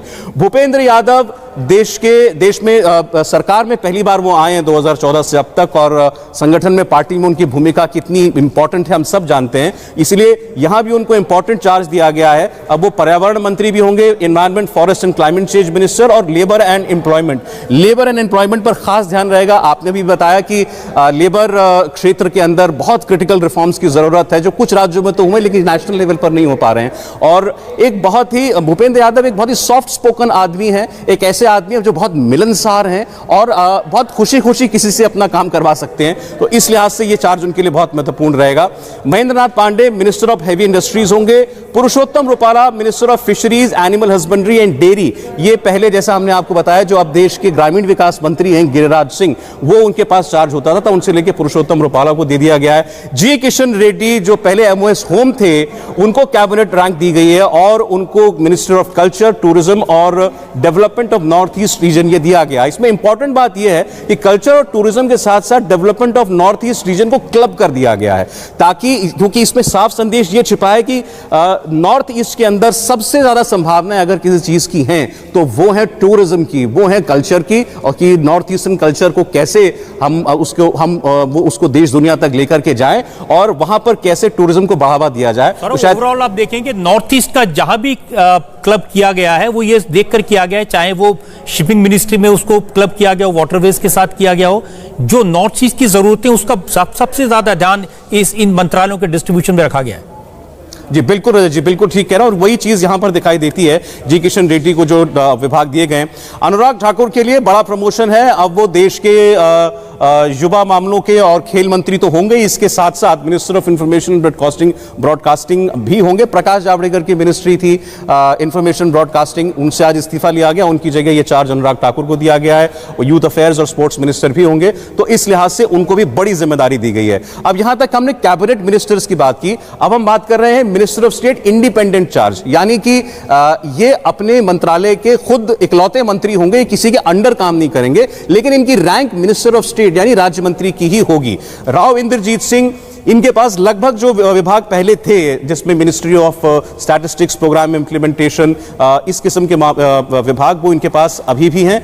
डॉक्टर जितेंद्र सिंह जो कि पीएमओ में थे अभी भी हैं, और उनको minister of state science and technology, minister of earth sciences और minister of state in the PMO office. दरअसल इनके पूरे पोर्टफोलियो में ये जो एक लाइन है ये सबसे महत्वपूर्ण है, minister of state in PMO office, और यही है उनकी विशेष भूमिका, तो वो चार्ज अभी भी उनके पास है। इसके अलावा minister of state of ministry of personal, public grievances and pensions, ये भी एक महत्वपूर्ण विभाग होता है, इसके भी ये इंडिपेंडेंट मंत्री होंगे। मिनिस्टर ऑफ स्टेट्स में आगे हम देखें, अगर ये हमने आपको जो बताया ये इंडिपेंडेंट चार्ज के दे रहे जी, ये भी इंपॉर्टेंट है। आप अगर पिछली बार का काउंसिल ऑफ मिनिस्टर्स उठा के देखेंगे तो उसमें इंडिपेंडेंट चार्ज वाले मिनिस्टर ऑफ स्टेट राज्य मंत्री वो काफी थे। इस बार ये केवल 2 कर दिए गए, राव इंद्रजीत सिंह और डॉक्टर जितेंद्र सिंह। इनके अलावा सबसे ज्यादा संख्या जो है वो आपको कैबिनेट मंत्रियों की मिलेगी या राज्य मंत्रियों की मिलेगी, लेकिन इंडिपेंडेंट चार्ज अब केवल 2 लोगों के पास है। अब हम आते हैं मिनिस्टर ऑफ स्टेट्स में, तो Shriprasad Yesso Naik, Shripad Naik minister of state in ministry of ports, shipping and waterways and minister of state in the ministry of tourism. दरअसल ये पहले आयुष मंत्री हुआ करते थे, अब आयुष मंत्रालय इनसे ले लिया गया है। आयुष मंत्रालय भी सर्बानंद सोनोवाल को दे दिया गया है, और अब ये सर्बानंद सोनोवाल के अंडर ही काम करेंगे, ministry of ports, shipping and waterways के अंदर। और फग्गन सिंह कुलस्ते जो हैं वो मिनिस्टर ऑफ स्टेट होंगे स्टील मंत्रालय में और मिनिस्ट्री ऑफ रूरल डेवलपमेंट के अंदर। तो अब हम राज्य मंत्रियों की बात कर रहे हैं। Prahlad Singh Patel minister of state जल शक्ति में और minister of state in the ministry of food and processing industry. Ashwani Choubey आज दिन में एक बार ये कहीं से ये खबर आई जो बाद में गलत साबित हुई कि शायद इनका भी विभाग जा रहा है या इनसे भी इस्तीफा लिया जा सकता है, लेकिन ऐसा हुआ नहीं, क्योंकि ये स्वास्थ्य राज्य मंत्री हुआ करते थे और इनको अब मिनिस्टर ऑफ स्टेट इनका एलिवेशन नहीं हुआ, लेकिन ये कंज्यूमर अफेयर्स में रहेंगे, फूड एंड पब्लिक डिस्ट्रीब्यूशन में रहेंगे, इसके अलावा environment, forest and climate change में रहेंगे। तो इनका विभाग बदल दिया गया, अब ये स्वास्थ्य में नहीं रहने जा रहे हैं। Arjun Ram Meghwal minister of state in the ministry of parliamentary affairs and minister of state in ministry of culture. Parliamentary affairs पहले भी अर्जुन राम मेघवाल के पास था, और इसके अलावा वो मिनिस्ट्री ऑफ कल्चर में भी रहेंगे। General V K Singh, minister of state in the ministry of road transport and highways और minister of state in the ministry of civil aviation, तो इनको 2 मंत्रालयों के साथ संलग्न किया गया है। जनरल रिटायर्ड वीके सिंह को श्री कृष्ण पाल जी को पावर मिनिस्ट्री में और हैवी इंडस्ट्री में जोड़ा गया है, संलग्न किया गया है मिनिस्टर ऑफ स्टेट के तौर पर। राव साहब दानवे ये महाराष्ट्र से आते हैं और इनको रेलवे मिनिस्ट्री में, कोल मिनिस्ट्री में और माइंस मिनिस्ट्री में मिनिस्टर ऑफ स्टेट बनाया गया है। साध्वी निरंजन ज्योति, इनको consumer affairs, food, public distribution और इसके अलावा रूरल डेवलपमेंट का चार्ज दिया गया है मिनिस्टर ऑफ स्टेट के तौर पर। संजीव बालियान ने भी अपनी कुर्सी रिटेन की है मिनिस्टर ऑफ स्टेट की हैसियत से, और ये ministry of fisheries, animal husbandry और डेयरी में रहेंगे पुरुषोत्तम रुपाला के अंडर में। और इसके अलावा अगर बात करें, नित्यानंद राय बिहार से आते हैं, ये होम अफेयर्स मिनिस्ट्री में MOS होम होंगे नित्यानंद राय, इनकी पोजीशन नहीं बदली है, पहले भी इनके पास यही चार्ज था। और श्री पंकज चौधरी ये फाइनेंस मिनिस्ट्री में MOS होंगे। अनुप्रिया पटेल को अगर आप देखें तो ये कॉमर्स और इंडस्ट्री में MOS होंगी। और SP सिंह बघेल, जिनको आज ही मंत्रिमंडल में शामिल किया गया, यूपी के बड़े नेता हैं, कई बार के पार्लियामेंटेरियन हैं, ये कानून मंत्रालय के अंदर MOS होंगे। राजीव चंद्रशेखर, इनको भी पहली बार लाया गया मंत्रालय मिनिस्ट्री के अंदर। और ये स्किल डेवलपमेंट, एंटरप्रेन्योरशिप और इलेक्ट्रॉनिक्स और IT, ये 2 विभाग जो हैं इनको MOS के तौर पर दिए गए हैं। शोभा करांदलेजे को लाया गया है, दो टाइम की MP हैं, इनको भी पहली बार काउंसिल ऑफ मिनिस्टर्स में इंट्रोड्यूस किया गया और इनको कृषि मंत्रालय के अंदर इनको जोड़ा गया है MOS के तौर पर। भानु प्रताप सिंह वर्मा, इनकी भी पहली बार एंट्री हो रही है MSME में राज्य मंत्री के तौर पर। और दर्शन विक्रम जारदोश, ये भी पहली बार आ रही हैं और इनको टेक्सटाइल मंत्रालय में और रेल मंत्रालय दोनों में MOS का चार्ज दिया गया है। V Muraleedharan, ministry of external affairs और पार्लियामेंट्री अफेयर्स के MOS रहेंगे। और मीनाक्षी लेखी रजत जी, जैसे पहले आपने बताया था, एक्सटर्नल अफेयर्स और मिनिस्ट्री ऑफ कल्चर में इनको संलग्न किया गया है। रजत जी, तो इस वक्त की जो बड़ी खबरें हैं एक बार आपको फिर से बता देते हैं। प्रधानमंत्री नरेंद्र मोदी ने मंत्रियों के विभागों को बंटवारा कर दिया है, जिसकी डिटेल्स अभी सौरभ आपको दे रहे थे। जो सीनियर मिनिस्टर हैं, बड़ी बात है, जो बड़े मंत्रालय हैं उनमें कोई बदलाव नहीं किया गया है। राजनाथ सिंह देश के रक्षा मंत्री बने रहेंगे, निर्मला सीतारमण फाइनेंस मिनिस्टर बनी रहेंगी, S जयशंकर विदेश मंत्री बने रहेंगे, अमित शाह के पास होम मिनिस्टर का चार्ज बना रहेगा, इनमें कोई बदलाव नहीं है। नरेंद्र मोदी ने मंत्रालयों का बंटवारा बहुत साइंटिफिक तरीके से किया है। 53 मिनिस्ट्रीज का काम 30 कैबिनेट मिनिस्टर्स और 2 इंडिपेंडेंट चार्ज मिनिस्टर देखेंगे। जिन मंत्रालयों का काम आपस में मिलता जुलता है उनकी जिम्मेदारी एक मंत्री को दे दी गई है। नरेंद्र मोदी ने नॉर्थ ईस्ट को खास तवज्जो दी है। पहली बार नॉर्थ ईस्ट से 5 मिनिस्टर बने हैं और आज जिस तरह से मिनिस्ट्रीज का बंटवारा किया गया, इसके बाद सरकार का काम स्मूथ होगा, कम्युनिकेशन गैप की गुंजाइश कम होगी और सबसे बड़ी बात है कि जिम्मेदारी फिक्स्ड होगी, अकाउंटेबिलिटी होगी। तो आज की बात में इतना ही। फिलहाल एक ब्रेक, और ब्रेक के बाद मंत्रालयों के बंटवारे को लेकर और जानकारी देंगे सौरभ शर्मा।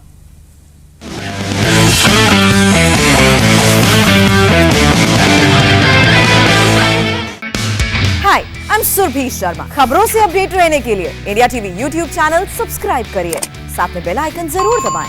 जुड़े रहें इंडिया टीवी के साथ।